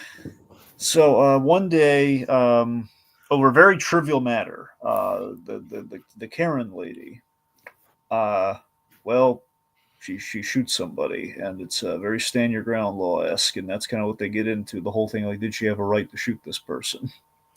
I'm And guessing not. it's a shocking example of escalation in just a blink of an eye, man. I mean, when it happens, it's like, oh my god, like you'll maybe jump in your chair a little bit. I guess it's very like, and that's when like there's like a shift in like what you think this is, and then it's just like, okay, that's when we get to that whole like Netflix true crime thing. Oh wow. And just to me, the most chilling part is just the interrogation and the aftermath with the Karen lady, as the kids kind of call her. Just this whole thing of like Susan's her name, but basically the interrogation and just the perspective on the events, and just seeing that true to life, just kind of like the denial of events and everything, and just like the denial of like the bad stuff, the catastrophic stuff in your life that has just happened. Like that's what really kind of hit me, is like, oh wow. It's like, I've in my own job, I've seen people look exactly like this lady, just in terms of like build and everything and age range. Is like, oh my god, that's what's kind of like, oh wow, that's why I keep hitting on the whole true to life thing. It's like I could see the ordinary elderly people pushing a certain age doing this kind of stuff, and that's what scares me. All right. Well, I definitely need to give it a watch. Dragon, I hate to do this to you. We really need to speed things up, my guy. We really need to speed things up. I'm sorry. We're pushing an hour, and we're barely halfway through our bullet points. Like, and we're pushing like. Well, you got all ranty with the news. You had to go for the whole. I know.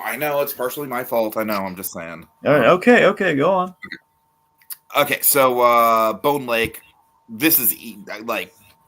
Dragon, I don't have much to say about this. It's a low budget horror movie. Honestly, the only reason I watched it, I literally got Stuckmanized into watching it because Stuckman literally was like, "Hey, you should check this movie out because you should support low budget indie horror like my movie." And I did not like this at all. It's basically about an Airbnb that gets double booked. Sounds familiar. It's literally the same premise as Barbarian. Barbarian's a far better movie.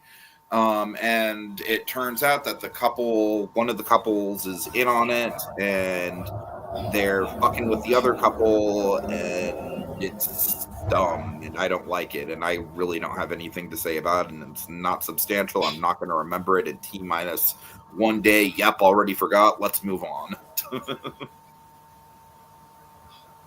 Okay. All right. Last one for me. Eileen, Queen of the Serial Killers. Yeah, I'm done. I feel like we've seen this is a thing where it's like I feel like we've seen too many documentaries about this person at this point. Really? Have you seen more documentaries on her? I mean, I know there was obviously the Charlize Theron movie. Yeah, the movie. The movie, but then there were also there were a couple movies about her. And then also, I definitely think it's just one of those things where it's just kind of like, okay, like what's the point of like she's just so well known at this point. Like I don't really understand what you can really mine from that we don't already know about her. That's my whole thing. Well, Tiki, well, first of all, let me say I had the exact same thought going into it that you did on that. I will say, here's what this movie kind of sold me, and then it lost me, and then it kind of sold me again. And that the whole thing's like demystifying the myth of Eileen Wuornos, where it's like she's been glorified by Hollywood, with Monster and everything, and we kind of know that going into it. And this is kind of it's kind of designed to fix that a little bit here. Where it starts off, I think, more impressively than ends up being. It starts off kind of cinematic with a point. It's using archival footage of her and everything. It took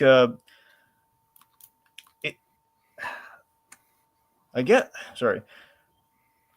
Here's the thing. It took advantage of basically she took advantage of the celebrity status, and we kind of show that in the documentary, which I thought was good. But it's basically the draw of this is seeing that she wasn't that special, and that's the whole thing's like going up against you think like the movie's called Queen of Serial Killers because again that's kind of what the media made her out to be. In reality, she was just like a lady who just. I actually do like that approach. And I think it's really strong in the way they start that. Basically, she was barely a serial killer, and the idea she was a trash lady. Basically, she got violated and got a raw deal in life, and basically she killed 6 men, but it wasn't particularly because she was like a mastermind or she was like on a mission. She just killed 6 men.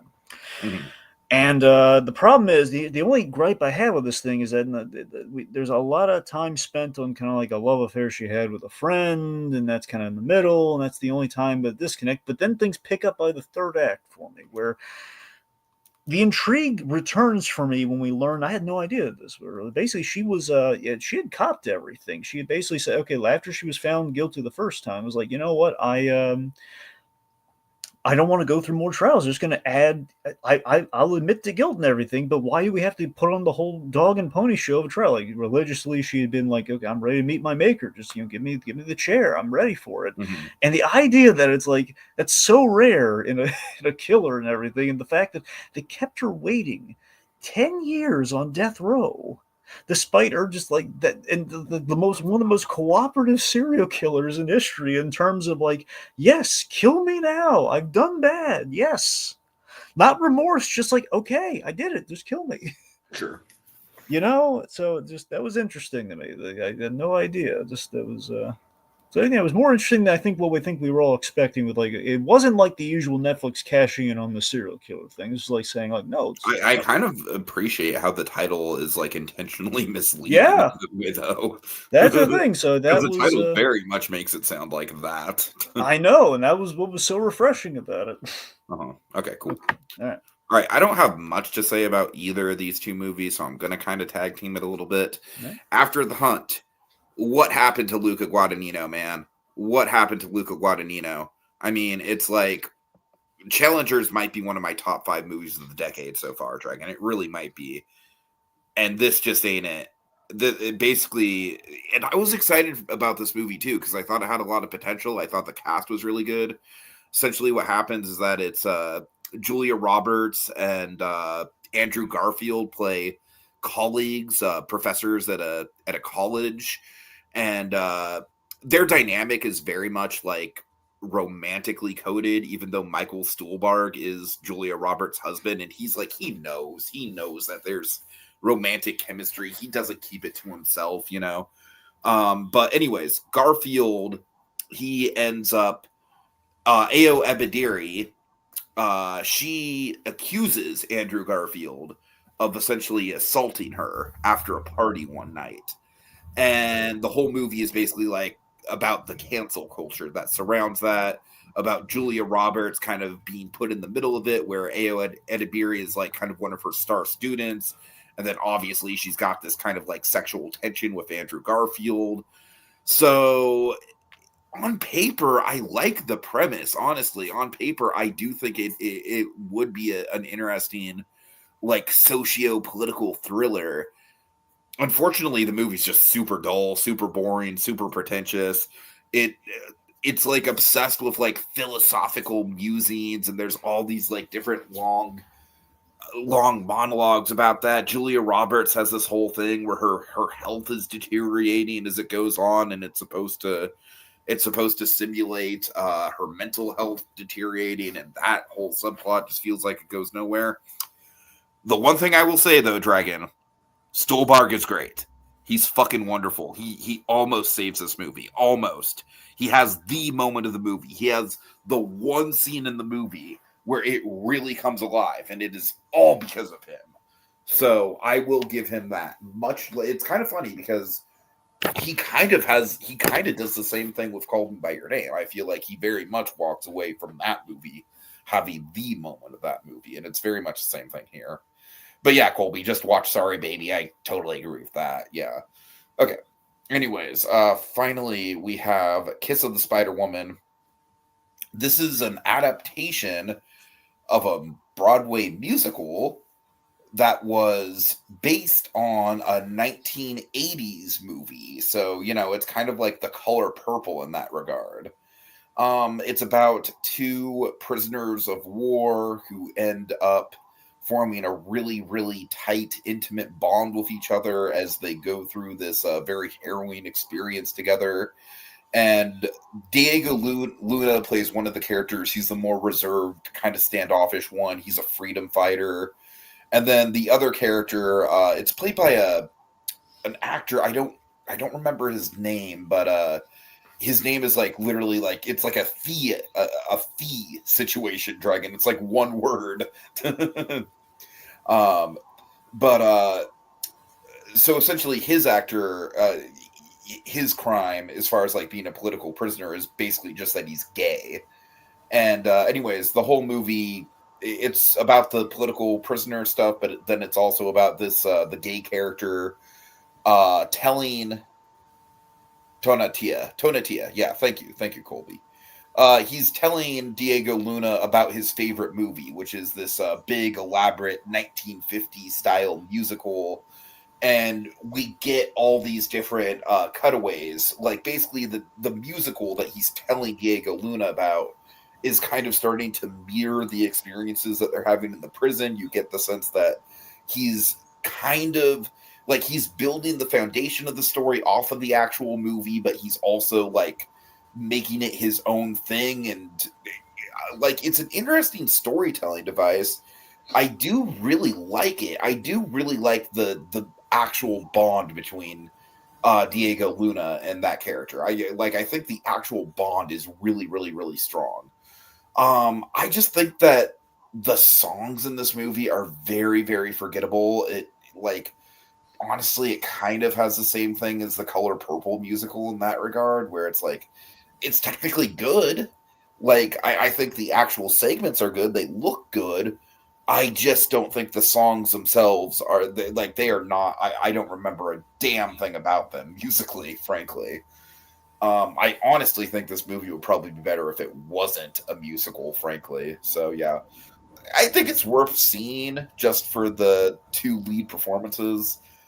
I do really like it. I don't think it's everyone's cup of tea, and I do wish the music was better. So that's all I got to say about that. All right, moving on to TV. Peacemaker. Okay, so Dragon, I get why people are let down with the finale of season 2. That being said, I don't hate it. I kind of just wish the Nazi stuff had more of a payoff to it. That's the main thing. I just kind of feel like with the Nazi stuff, sort of feels like we were given a lot of build-up for not a whole lot of payoff there. What I do really like about the finale, though, is that in true James Gunn fashion, it is all about the characters. I think the actual character work is really, really strong in that finale. Specifically the Harcourt stuff, which, if you remember, Dragon, the Harcourt stuff, I was kind of like, as the season started, I was kind of like, it's not that I dislike it. It's just sort of like, I'm not super invested in it, but I got invested in it. I do think the cliffhanger is kind of ridiculous, frankly. Like, I honestly kind of feel like the season would be better if it just didn't have that in it. If it just kind of cut to black at the end of the montage. overall, I think the season was really strong. Maybe not quite as strong as season one. But I do think the premise of the Nazi world was really interesting. I just wish we would have done a little bit more with it. I'm kind of with you that I wish Keith, like, look, if we were getting a season 3, then that's fine. Save Keith for season 3. But since we're not getting a season 3, it seems kind of ridiculous to set up like, oh, Keith is still out there, but will we ever get to him? Maybe. I don't know. What do you think? Yeah, so I mean, I thought season 2 was a great continuation. And John Cena, he was so good. I mean, he's gotten just again his acting prowess has just improved vast. I mean, he's great in season 1, but season 2 is like even better as far as his performance goes and the character development. That one moment at the end of the penultimate episode. Mm-hmm. Go ahead. Sorry. No, it was Chef's Kiss. I'm with you. It was yeah. But I mean, I think the main flaw is just kind of like, episode 7, easily best episode to me, but it kind of peaks at 7, and then 8 is like the epilogue. And the problem is James Gunn, he overhyped the finale, which I think diluted some of the impact and the goodwill that everything had up to that point, which then made people kind of re-examine, like maybe see some more, maybe some like kind of divots that were here and there in the season. But again, overall, we did a lot of good world building on the DCU.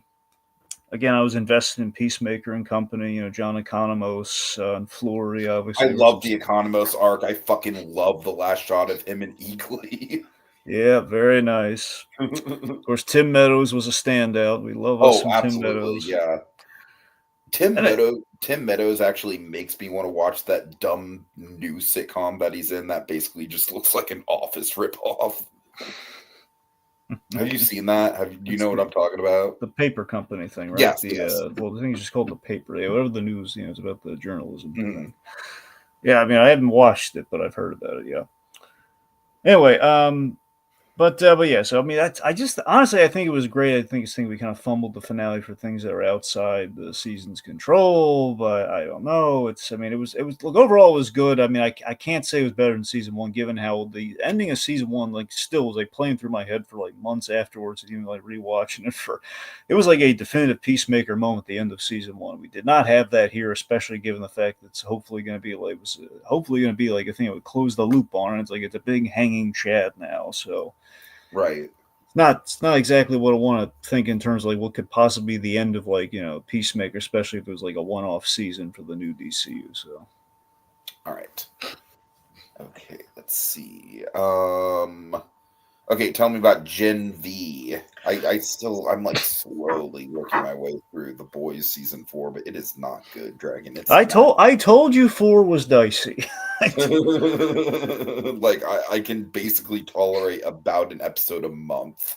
I'm not gonna lie. Anyway, you haven't even gotten to that 6th episode yet. No, I haven't. That's the bad one. That's the really bad one. I know. Okay. Anyway, so Gen V is actually, I feel, a really good buffer between the seasons of The Boys. I think it buffers between. I did really love Patrick Schwarzenegger on the last season of White Lotus, so I am kind of drawn to it if nothing else, but for that alone, honestly. Right. So so season 2, so I guess in general, Gen V it's going to fold into the narrative of The Boys, and they pop up in 4, and then they're going to really pop up in 5. So they do fold into it, but it's kind of like a supplemental thing where it gives you the full context. Technically, you don't really need to know. You can kind of be surprised in The Boys if you don't know what the Gen V Connect is, but it does help. Mm-hmm. Here's the thing with the whole idea, the spinoff thing with Gen V. I like what they've done so far, but mind you, they've announced plans, but they haven't. There's a question of if they're going to abandon certain spinoff shows, because I like how Gen V folds into things, and this idea of the Vought show that kind of gets into the origins of Vought and the superheroes of the 40s. That interests me. Because Jensen Ackles is in that. He's supposed to be in that. Mm-hmm. That I feel that helps the narrative, that helps the story. But this whole thing about The Boys Mexico, I don't think I need that. That doesn't sound like it's adding anything of probative value. I could be wrong. That doesn't sound like it from the outside looking in. Right. So that's kind of where I'm at on that. So I hope that I hope it doesn't end up being we're prolonging The Boys like we are Stranger Things. That's what I hope is not. I think Walking Dead is the more appropriate example, there you go. Honestly. That's ultimately what I just hope it's not going to be a prolongment of like the boys has always had an ending in mind. It's going to end with five. I just hope it's like, oh man, we desperately don't want, we want to keep people away from five as long as possible. So spin-offs, that's what I'm dreading.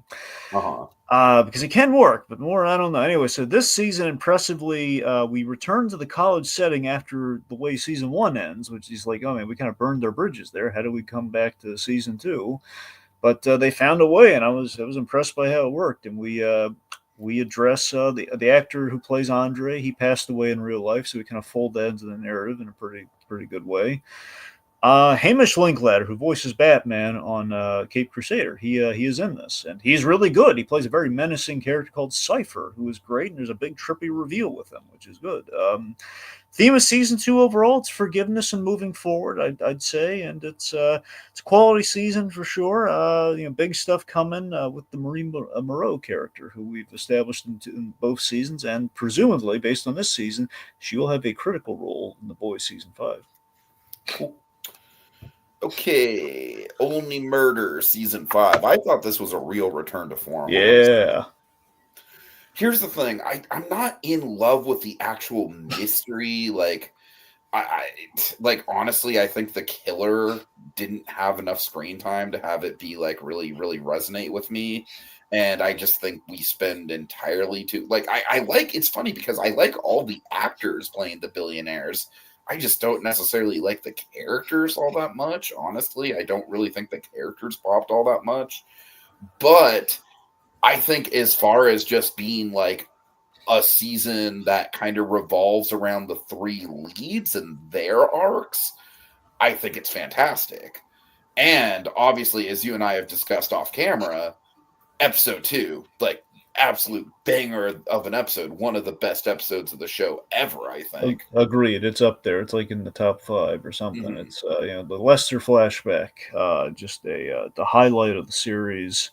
There's always star power in this show. We definitely have that here with the Christoph Waltz and company. But it's the idea of the mob and the new mob of the billionaires. Like it's Like kind I of like that angle better than I like the there's another building, there's a second building thing yeah. in season 4. I like it better than that.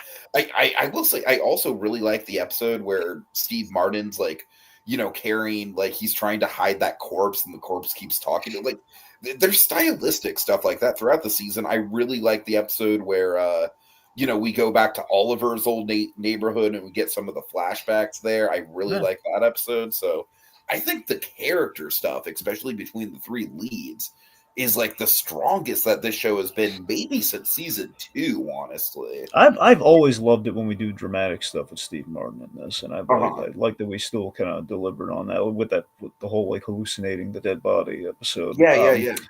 Like Yeah. but it really feels like these characters are just like really, really in good form. Here's the thing though, like with the cliffhanger, it's like, okay, honestly, it's an interesting character to kill off, and it's an interesting character to kind of lead into season 6 with. At this point, though, Dragon, I'm kind of to the point where it's like the characters themselves are sort of acknowledging, like, oh, good old Arcadia or Arconia, it's the murder building.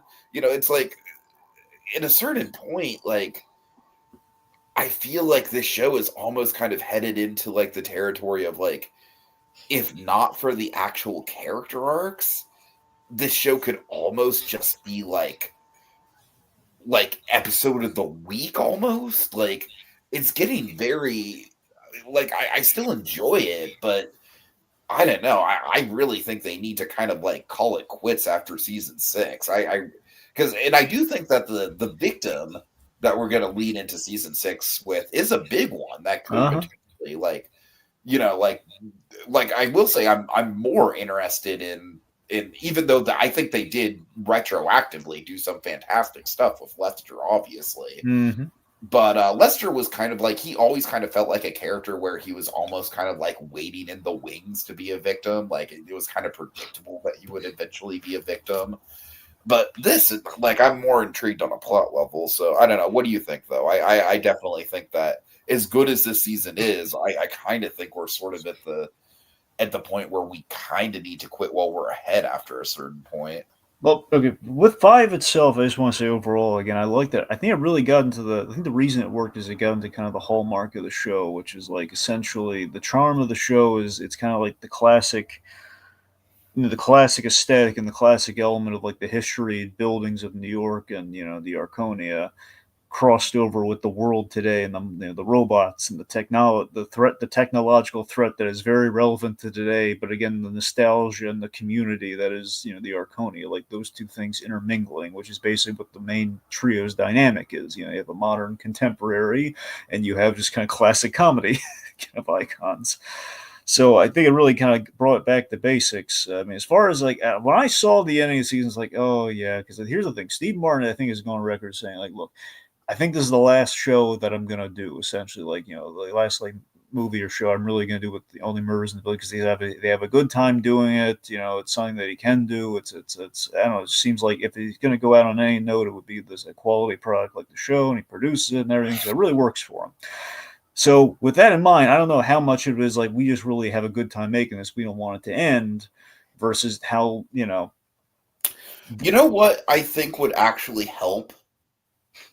what. I think if they just drop the gimmick of every murder has to take place at the Arconia, which I realize is that's like where we get the name of the show, but I don't know. At this point, I do think that it's just kind of stretching the believability. You know what I mean? Do you get what I'm saying? No, no, I get what you're saying. What I'm saying is, it just feels like Like the I, tease. I kind of agree that they could theoretically have it go on indefinitely.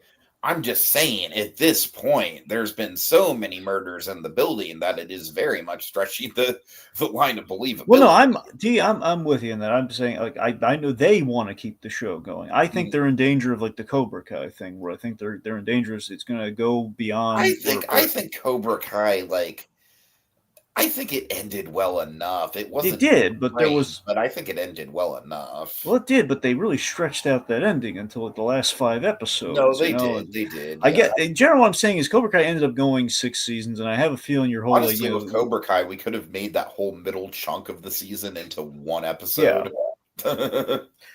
So that's the thing. So I mean, look, it's that I think you know like you said, with the victim that we have at the end of six, there is potential to bring it full circle and bring it to like kind of a Mhm. final close. And they really have to be thinking about that. Even this season, with the threat to the Arconia building itself, I really felt some finality. I thought, okay, maybe this is it. Maybe this is the ending, and that'd be a good place to. I honestly didn't. I honestly didn't buy into that just because I knew that this wasn't going to be the last season. But yeah, I mean, they do a good job of making it seem like it could be.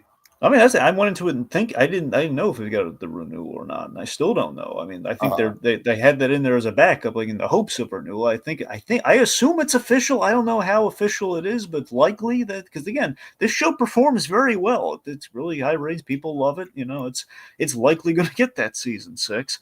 But you're Okay, right, though. It's like we keep what. go ahead. Go ahead. Sorry. Yeah, we do keep stretching it though, and it's just a question of, oh boy, I'm a little worried, if it just keeps going on because it gets more and more incredulous, and they've turned it into an in-universe gag of like, well, we can't solve that murder because it's outside the building, and then of course something happens like, well, inside the building now. So you know, I mean, I honestly feel like the more self-aware the show gets about it, the less it works, if I'm well, being completely honest with you. that to me, every time they make a joke like that, they can get away with it. But again, with the understanding that okay, that means we really have to either make this season the last season or the next season the last season because again, you can only make those jokes for so long. Hmm. All right. Okay, a couple things that I'm just curious to get your take on. Were you underwhelmed with the reveal like I was? I don't know if I'd say underwhelmed. I mean, I I just think the was. guy he shows up for like one episode, like he's really not even involved in the They plot. established him Honestly. before. They established him like episode two, so he was around. They establish him, but he's very much like I think out of all the killers, he very much has the least to do out of I'll give all of them. I think. the way the reveal when we do the big link up scene. We show like how the actual murder went down. It was pretty Uh cool huh. the way that went down with him. I thought that was kind of satisfying. Yeah, sure. Okay. Also, at this point, I feel like oh god, the name of the Howard Yes. has become so flanderized. Yeah, yeah, pretty I much. Yeah, I hated the guess. robot stuff. Yeah, the robot stuff Like was a if big. you remember the last time we talked, the last episode I saw, it looked like they had killed off the robot. No, he just rebuilt him. I was dancing around because I didn't want to deflate your balloon on that. It's like, well, I mean, yes, I but was like, oh, good. It was a fucking stupid idea, but at least they were limited with it. But no. yeah. I mean, come on though. Didn't it make it a little better when you found out that Paul Rudd's I'm doing not the going to lie. voice? Yes, it did. Isn't that kind of nice though? Yeah. Just a No, little but bit. like Howard, like, look, I think there's a big difference between Howard, like, having that, like over affection for the dog and then like basically having like a borderline pseudo sexual master slave thing going on with the robot. It's it's a step. Here's the thing with Howard. I Okay? actually Howard, really liked Howard in season 4. That's the thing. Like I liked, like I kind of feel like we're acting like season 4 didn't happen as far as like them actually working pretty closely with him. You know what I mean? yeah. Well, that's you gotta remember with Howard, it's this thing of like ever since the first season, he was a suspect in the first season. So there's always the thing of like, is Howard going to be like the friend, the killer, or could he be the victim? It's like those are the three roles for him. And if given that we never make him the victim, we never make him the killer, we're going to spin our wheels after a while. And you're right though, when we have what we did last season was good, but then if we just keep it going, it's like, well, what's Howard going to do now? Feels like It's like they a different reverted gimmick. back to the old status quo without much explanation. But I will say this: in the big Lester flashback episode, like getting the layers with his mother, and then we kind of had a dramatic moment with him and Steve Martin at the end of the season. I thought that was good, but again, too little, too late in that regard for Howard. Sure. All right. But overall, a really good season. I would say probably maybe my third favorite season, like after seasons 1 and 2. I thought you liked 3. I like parts of 3. All right. Like, my problem with 3 is that the podcast really took a backseat, and that's one of the things I did really like about this season is that the podcast was very much at the forefront again. That's a fair very point. Much felt like a return to form in that regard. That is a good point. All right. Anyways. All right. Okay. So, Dad, tell me about Monster, the story of Ed Gein, Dad. Hey, Dad, they made this new show. I mean, you want to have a sandwich and watch it? God. Dad, eat the sandwich.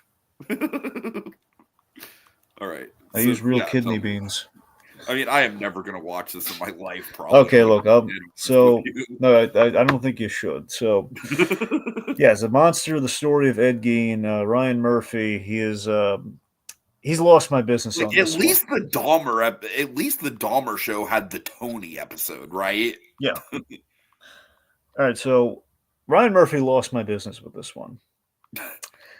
So of all the seasons, Tiki, of all the Ryan Murphy, serial killer, seasons that he's done here, I was most motivated to watch this one because of our mutual shared love of Bates Motel, of the Norman Bates of it all. Right, of course, right, Ed Gein is a storied of all the serial killers. We rarely see a lot of Ed Gein stuff, and Ed Gein is like the story. He is like the key for killers in movies. You got Texas Chainsaw Massacre, you got Psycho, you got Buffalo Bill from Silence of the Lambs. There's a lot of iconography with Ed Gein. So. And Charlie Hunnam's playing. Charlie Hunnam's a good actor. He was a really good fit for this character, But here's the problem, Tiki. The whole month, and honestly, a lot of stuff that I watched, of all the things, this was the hardest watch for me because I'm not surprised. Well, it's not just because of the violence or anything. I know. It's just I just think these shows are just generally pretty unpleasant. Yeah, but the thing besides the violence, I gotta be honest though. For me, the big turnoff thing really just made me. I struggled to get through. Is that Murphy took a lot of inaccurate liberties in this one versus the other two. A lot. I mean, like he's suggesting like there was like I want to say a mythical Nazi comic that never existed that inspired Ed Gein to do a lot of the stuff that basically drove him nuts. Which that's again, it's like almost like seduction of the innocent, saying that comics drives people to be serial killer. I didn't like that. Right. I don't know where he's pulling that from. It's like the whole Nazi obsession with that Gein. I mean, look, I'm not an expert on the man. I don't Are know you a if like Nazi Linkara? No, I'm not gonna. I'm not really good. but so I mean, there were a lot of that was a big flake. That was that was right early on. I was like, I'm disconnecting with the material with this. This is that's not. I don't like what we're saying about that, and I don't think that's at all accurate. And so then there was this weird thing where we shift gears to make it. We have episodes that lose focus with Ed Gein where we're paralleling him to like the years aftermath of Ed Gein. Where, for example, Psycho, they're doing the Psycho movie, and we actually have like an Alfred Hitchcock, and we do a mini biopic of Psycho for an episode. Which what? It sounds interesting for a moment, but then it just completely just because it sounds like it's not related to the actual show at all. I mean, on paper that's interesting, but not in terms of this show. I'm just saying, on paper, here's the thing: this would be something to do as your coda, as your epilogue, maybe. Sure. But that's not what we do. This is like episode. I don't know if it's like episode 2, but it's early on, man. Oh, that's wonky. This, and it's just like. And then we do it with the Toby Hooper, Chainsaw Massacre. We don't do anything with Silence of the Lambs for some reason, but we do a lot of just inaccurate things where we're saying that Ed Gein did the stuff that's in the movies. There's no feasible way he could have done that's in the movies. Like he's doing like the Buffalo Bill dance and everything. And it's like the whole point is like he's trying to say like, okay, look, no one. This is how we've told. This basically seems like it's like essentially the exact opposite of the Arlene Wuornos thing. Yeah. Absolutely. And we're saying like, okay, it's like a very pretentious, like underlying point of like, no one's told Ed Gein's story right because all these movie adaptations, like bits and pieces of what he's done or was speculated that he did and all that kind of stuff. It's like, okay, what's the point of like representing it accurately yet again though? Okay, it's just like I don't get it. And like the worst of it all is like they fabricated this relationship he had with this girl. So it's like he had like a girlfriend, which he never really did. Like the girl like said she was like his co-conspirator, and then she went back on it. Obviously, she didn't want to be arrested for it if she did. It's like a very thin, and basically what we say in the show is like she's the reason for the necrophilia, which again, there's nothing documented, nothing present. I was just really ticked off at all how inaccurate this whole thing was. It's just. Unlike Dahmer, the Dahmer show has been the best of all the Ryan Murphy stuff that he did, and the big reason for that was that's pretty damn exploitive. But like I said, at least it had stuff like the Tony subplot that really resonated. But that's the thing with the Tony subplot. That's my point. Is that there was an attempt, at least an attempt, a good faith effort of like we want to make sure the victims are in focus here, and we're showing the damage that he did, and we don't want to disrespect the victims. This. With all the inaccuracies, it completely disrespected the victims of Ed Gein, which I felt was just really added victims that weren't there.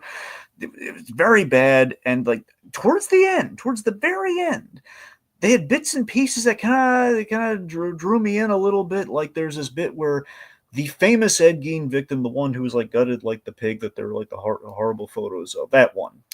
I have a feeling they botched everything that led up to that moment, but assuming this part was real, assuming her son was the one that found her, which sounds like maybe it's a buy, but her son was like, the one true to life things that law enforcement, like Norman Bates and Psycho, they say, the Bates boy, he's fine. Like they don't, they're looking at him like the mentally deficient kind of like, the guy in town. Like so the idea he was a little friendly at law enforcement. There's this one really good scene where the son of the woman who basically was butchered by Ed Gein is a deputy, and he's there, and he finds his mother's body, and he freaks out. The way they do that scene was really good. How accurate it was, I can't trust anything in this show, so I don't know. It was very well executed. I'll give him that. But just a lot of it's shock value. I was very disappointed by it, and he's lost my business. Unless he does Albert Fish, I'm not coming back. All right. Okay, this is just going to be like pretty damn quick because honestly, it's a weird situation. South Park season 27, Dragon. Nobody knew that this was going to happen, but literally when they released, not the most recent episode because that just came out this past week, but the second most recent episode, It was, hey, guess what? We're on season 28 now, even though it's just been 5 episodes. We're splitting the one season into 2 seasons. So, like, technically, I didn't even watch any of these episodes this month, but hey, it's out. So the big thing that this season has going for it is the fact that it's very serialized, and it's got like Saddam Hussein or Trump is being done in the exact same style as Saddam Hussein was back in the day for the South Park movie, including being in a relationship with Satan and everything. So that's about it. It's good stuff, but I know you're not really a South Park guy, and at this point I am very, very, very, very concerned that we're overrunning this thing, Dragon, so let's just get into catch up. Or, I'm sorry, no, we can't. We're gonna fucking go over, Dragon. We're gonna fucking go over. Go ahead. All right, Mr. Scorsese, 5-part documentary on Apple. It's very good. It's about Scorsese's directing career specifically. I got a strong attachment to Scorsese, so this he made more movies than I expected him to, honestly. Because I knew there were a few movies that kind of surprised me from his early years, before he kind of landed the stuff they got the Goodfellas and etc. I had no idea that Last Temptation of Christ got so much hate that it did. I really didn't. And the fact that, Scorsese almost became a priest early in his life, too, which makes it even funnier to me. I wish there's a little bit more on Killers of the Flower Moon, but by the time the documentary was made, it was, it was kind of in production, so that's kind of why that is the way it is. But otherwise, again, it's 5 parts. I highly recommend, especially if you'll be heading to Apple, the direction of Apple anyway. Okay, cool. Yeah, I have heard of this. I am intending to watch it, especially with the Apple thing. Anyways. Yeah. Okay, last one. I'm going to speed run through this. Mystery Show. Severance. Oh, boy. Oh, God. Okay. So, so both seasons. I don't love it, honestly. I really don't love it. I'm so glad I made it. So glad I tried it then. So season 1 and 2, I watched both seasons. So season 1 took a little bit to lock in on, but eventually it sold me. I'll give it that. I like season 1 more than I like season 2. I agree. The whole idea of separating home from work. I mean, I think the cliffhanger of season 1 is fucking insane. Agreed. Yeah, I mean, I like that. I'm impressed by how dark it could get. There's the whole dream logic and the whole trying to outwit the programming of that. Walken, I loved Walken. I thought Walken was great in his relationship with the Irving, the John Turturro character. That was wonderful. So again, we season 1. Good friend Jacob Gulliver. Yep, Zach Cherry. Which it was great. The whole waffle. Borderline distracting how Gulliver-esque that character is. Oh yeah, for sure. And the whole the waffle thing, we pull him out with his kid and all that. It was great. Season 2. Okay, so here's the thing. Season 2, I thought like season 2 got a little bit too big for its britches in terms of the high concept of it all. That's the thing. So season 2 is where I think the rules of the world started to break down a little bit for me, and that it's great that we're we go from now that we know how the sausage is made. How do we get back to status quo? I was impressed by how we did that in episode 1. How we got back to everyone being there despite the big world building thing we did in season 1. Season 2 is the search for Miss Cobell, who she's Daisy's mom from Agents of S.H.I.E.L.D. So I was really oh yeah, but established that in season 1. Here's the problem. Season 2's problem for me is that what the heck is Lumen doing? We have no idea still in the big reveal of we have a payoff which I can't make heads or tails out of what the heck all the floating numbers in the computer are and what one thing has to do with the other. So that's the problem. We were building to a reveal. And we're building up to it, and it's it was ultimately kind of a non-reveal. I like the execution of the finale of 2. It's very cinematic, but still it's a payoff of nothing makes sense. I don't get it. Okay, and catch up. Dragon, can I combine my 2 vampire movies? Fine, just throw it out the window. Just do it. Okay. All right, so I watched Shadow of the Vampire and then also Interview with the Vampire. Shadow of the Vampire is the Willem Dafoe playing Max Schreck making Nosferatu movie. And it's good. I'm a little mixed on it though, just because like it's basically just like, hey, like what if on the set of Nosferatu people were getting killed off because there's actually a real vampire? It's like I don't really think the plot goes anywhere besides that initial gimmick, honestly. Like I just kind of think it's like, yep, this is certainly a vampire movie, but in the background they're filming Nosferatu. And then also I just kind of feel like, and this isn't the movie's fault at all, because this is actually the movie that got Willem Dafoe the Green Goblin role. But like, it's so hard to separate the personality of Willem Dafoe from this performance, because it's just like he's just being a weird little creep behind the scenes, and just like it's just kind of like I'm just watching. It's like, yep, that's kind of how I imagined Willem Dafoe to be. I don't necessarily think the vampire stuff is all that strong here either. So ultimately, this is a really good premise. I just didn't really think it went very far with it. Like I would give this like maybe like a 6 out of 10. It wasn't as good as I was hoping it would be. Interview with the Vampire. This was very much kind of a blank spot on my horror resume for sure. I saw that it was leaving HBO Max at the end of the month, and I was like, sure, why not? Here's the thing. I was honestly kind of expecting this, basically from everything I knew about this movie. I like the actual interview stuff in this movie between Brad Pitt and Christian Slater, who plays a reporter.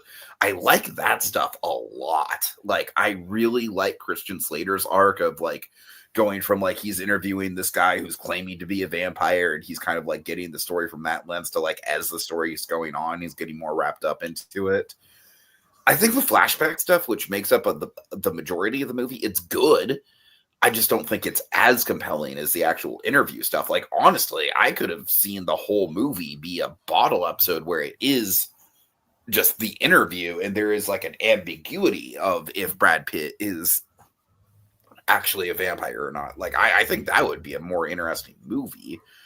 Honestly, I don't think either Brad Pitt or Tom Cruise are as good as Christian Slater is. I think Christian Slater, for my money, is kind of the standout performance here. And so yeah, like I said, it's not that the time period stuff is strong in the sense that like there's really good production design and stuff, and it is like the Brad Pitt's character does go on a very, very compelling arc.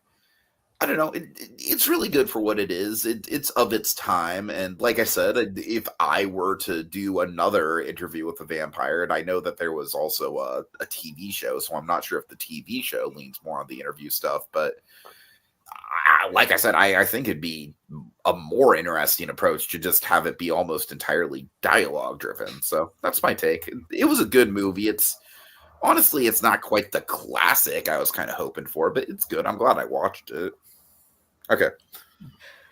Okay, so I watched when I was at Comic-Con, I took in a screening of Shopping for Superman. The director was there and he screened the movie. And yeah, it was basically this history about comic shops. It was very enlightening. You can find it on Prime. If you will. It's not free on Prime though. You're gonna have to, at least not for a while, I guess.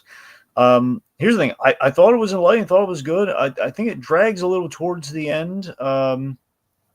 And it's kind of a blind spot on we don't put a finger on like how the industry has been impacted by the pandemic. That's what I was really looking for, because that's kind of where it is now, and that's kind of like the whole diamond crisis and everything. That's what I really wanted to get into. But this thing was like this is in the works for like 10 years, so I think probably that was like a thing of like, well, by the time it got finished up, maybe it's kind of hinted at a little bit, but I still feel that really could have been explored, because like Act One's the origins of the comic business. Act Two is like the rise and fall with the whole like 90s kind of stock market crash of comics. Then 3 is just basically limping along in kind of the warm and fuzzy memories. But again, part 3 is like the part I don't know about. And that's what I wanted. So again, it's super funny in places. Like for example, like the disclaimer at the top of the movie is like the Dark Knight. They make a joke about, and if you do break these, the federal laws, you can end up in a prison, like that prison from Dark Knight Rises, where he goes into like a tangent and text on the screen about being thrown. It's really funny. Okay, go ahead and do Jurassic World as well, just so we can catch up. All right, Jurassic World Rebirth. So I watched this out of morbid curiosity. I'm very disconnected with the Jurassic Park franchise as a whole. I mean, I love, I like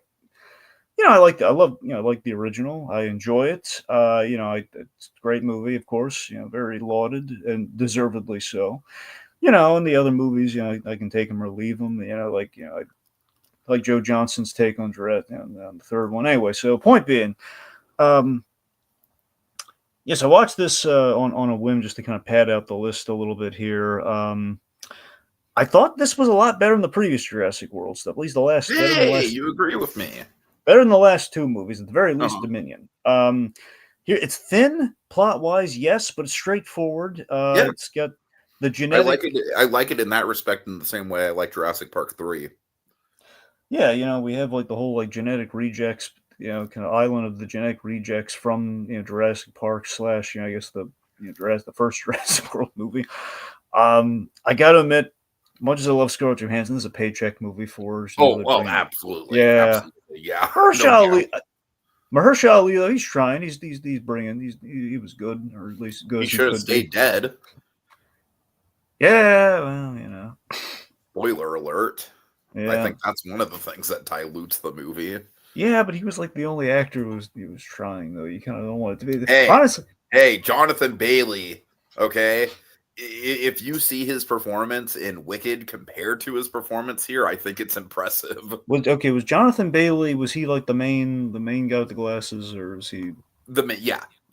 Okay, I will admit I did like him though. Okay, I liked him, but I'm just saying that Mahershala Ali. It was like a thing of like, oh no, don't kill Mahershala Ali, and it was like, all right, he's not dead. All right, it was kind of a victory for me because I was expecting him to die. Because you're right, logically, by all intents and purposes, that character should have died. But I'm glad he didn't. Those for a change of pace. All in all, this thing was like, I love the Battle of Big Rock short that we got. And that's what I wanted the third Jurassic World movie to be. We didn't get that at all. This opens on the status quo of what that was. And, I like that.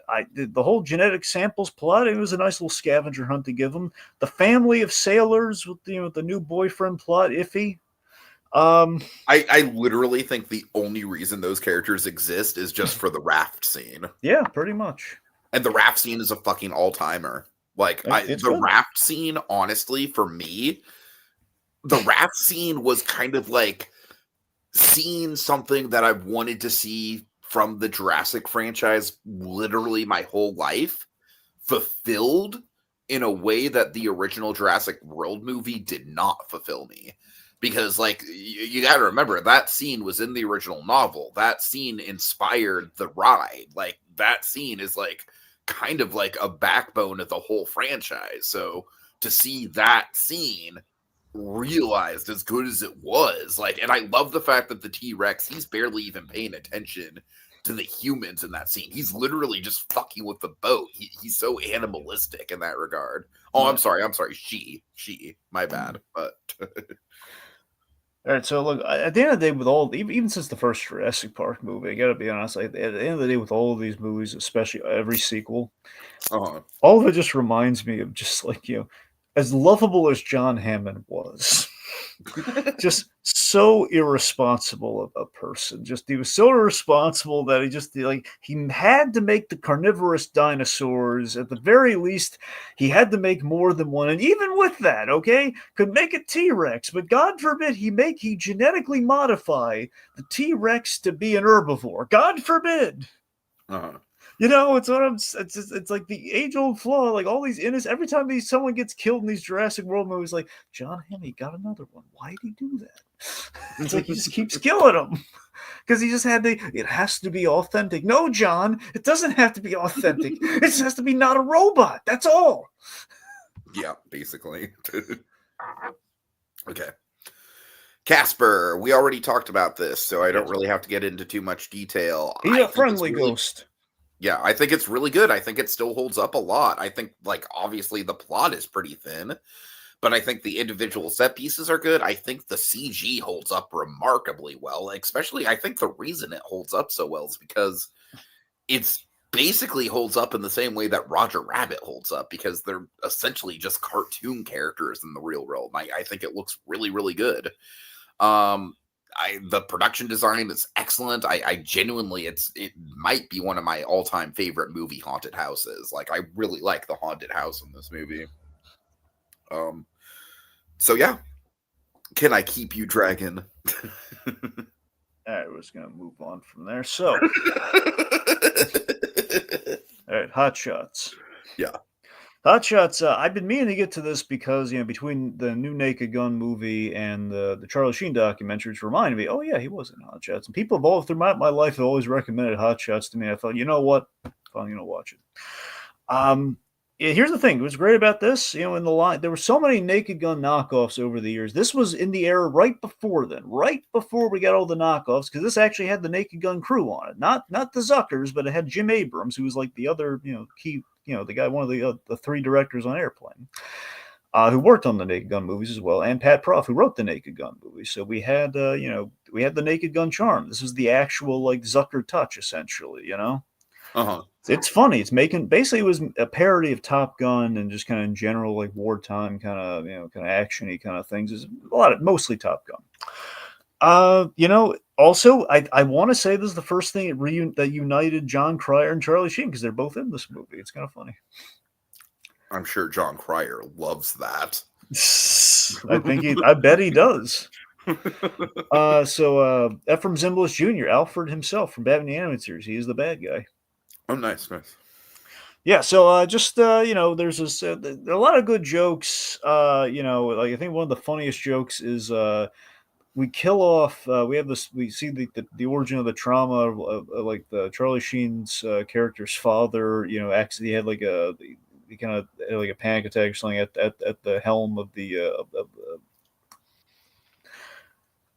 the plane, and basically he ended up killing the other guy's father by accident. And like Carrie always is like the son, and he's like, so he has it out for Charlie Sheen. He goes, your father got my father killed. However, John Cryer's father like served the guy for dinner because he mistaked him for a deer because he got shot because he had like antlers on. It's really ridiculous and Zuckery, but trust me, the idea that they served up and ate his father like deer meat. Like a human being, but he had like antlers on, like on his helmet, so he looked like enough like a deer that he got mounted on the wall and everything. And just Charlie Sheen says, "Well, what? Why are you mad at me? He ate your father." Oh my god, it's just a lot of good gags. Like there's like a romance montage where you see like a replication of the Superman, like "Can you read my mind" scene with Charlie Sheen as Superman, which is really funny. Oh god. So I had a lot of fun. There's a sequel. I'm going to get to the sequel at some point too. It's all on Netflix, so it was a good watch. Cool. All right, Drake, do you mind if I combine my two Universal monster movies and then we end on Phantom of the Opera? Let your powers combine. Okay. All right. Son of Frankenstein. Have you seen this, Dragon? Not Son of Frankenstein, no. Okay. It's an underrated one, specifically because you got Bela Lugosi as Igor. I heard about that. I heard he played Igor in that. And let me tell you, man, I genuinely think it's a better performance than Dracula. Really? Obviously Dracula's a more iconic performance. But Igor, he loses himself in this. Like, you do not see Bela Lugosi in this character, which is super impressive considering just how distinct he is as a performer. He really loses himself here. So he's the big highlight. Also, Basil Rathbone, Sherlock Holmes himself, he plays the titular son of Frankenstein. I think he adds an air of class to the movie for sure. I do think that Dragon, ultimately, like, you're going to be surprised at how much of this movie essentially just is young Frankenstein. Like, it really is, like, it's basically just young Frankenstein played straight. So, but yeah, for what it is, I think it's really good. I think it's really underrated. And, I mean, it's not like a top tier Universal monster movie, but I'd say it's like probably it's like A tier, not S tier, but a solid A tier Universal monster movie at the very least. All right. And then The Invisible Man. Holy shit. How have I not seen this before? I've been praising the Invisible Man movies to you. Oh, it's awesome. It's awesome. I love it. Here's the thing. I think that it's probably the second best Universal monster movie after Frankenstein. I think it's that good.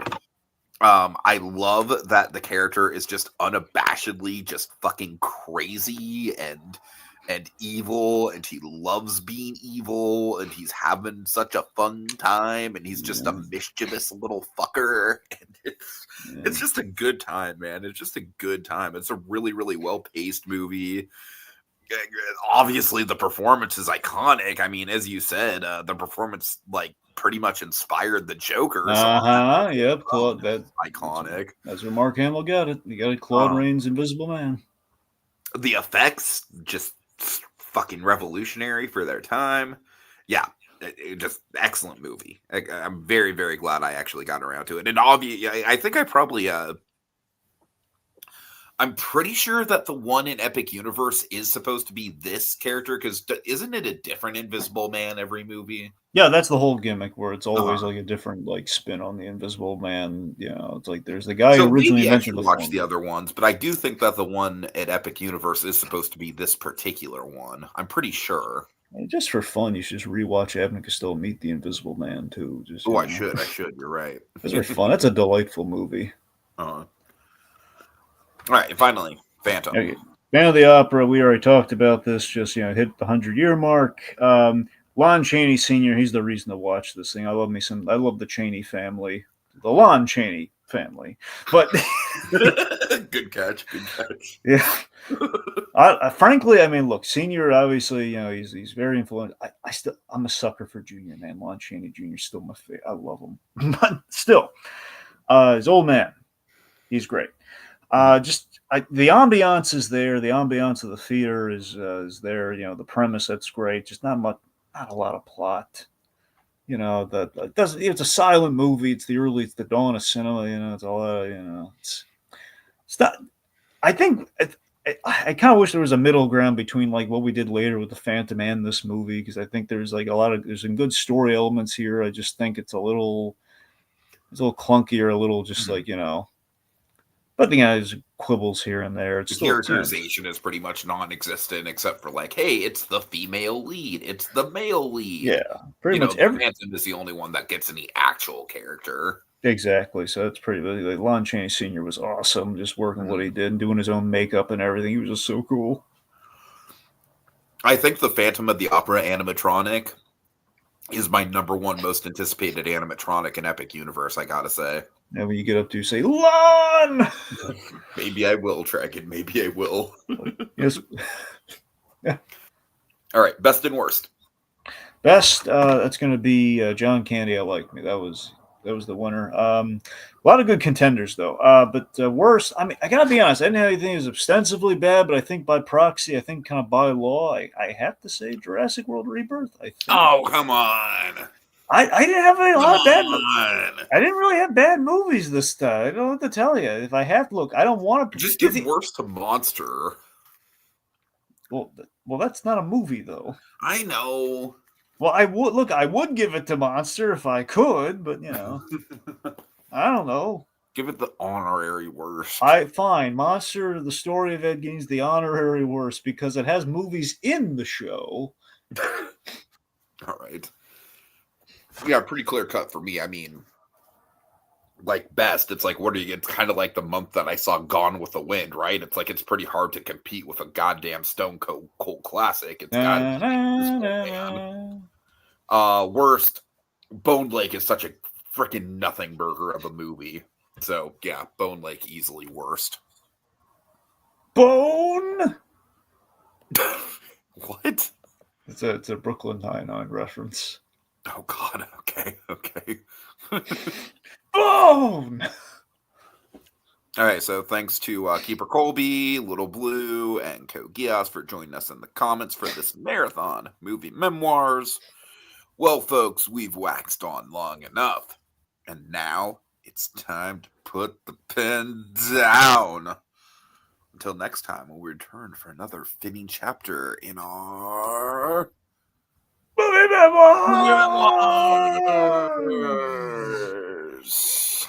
Yeah, this Ryan Murphy guy doesn't get us at all. I don't know what the problem is.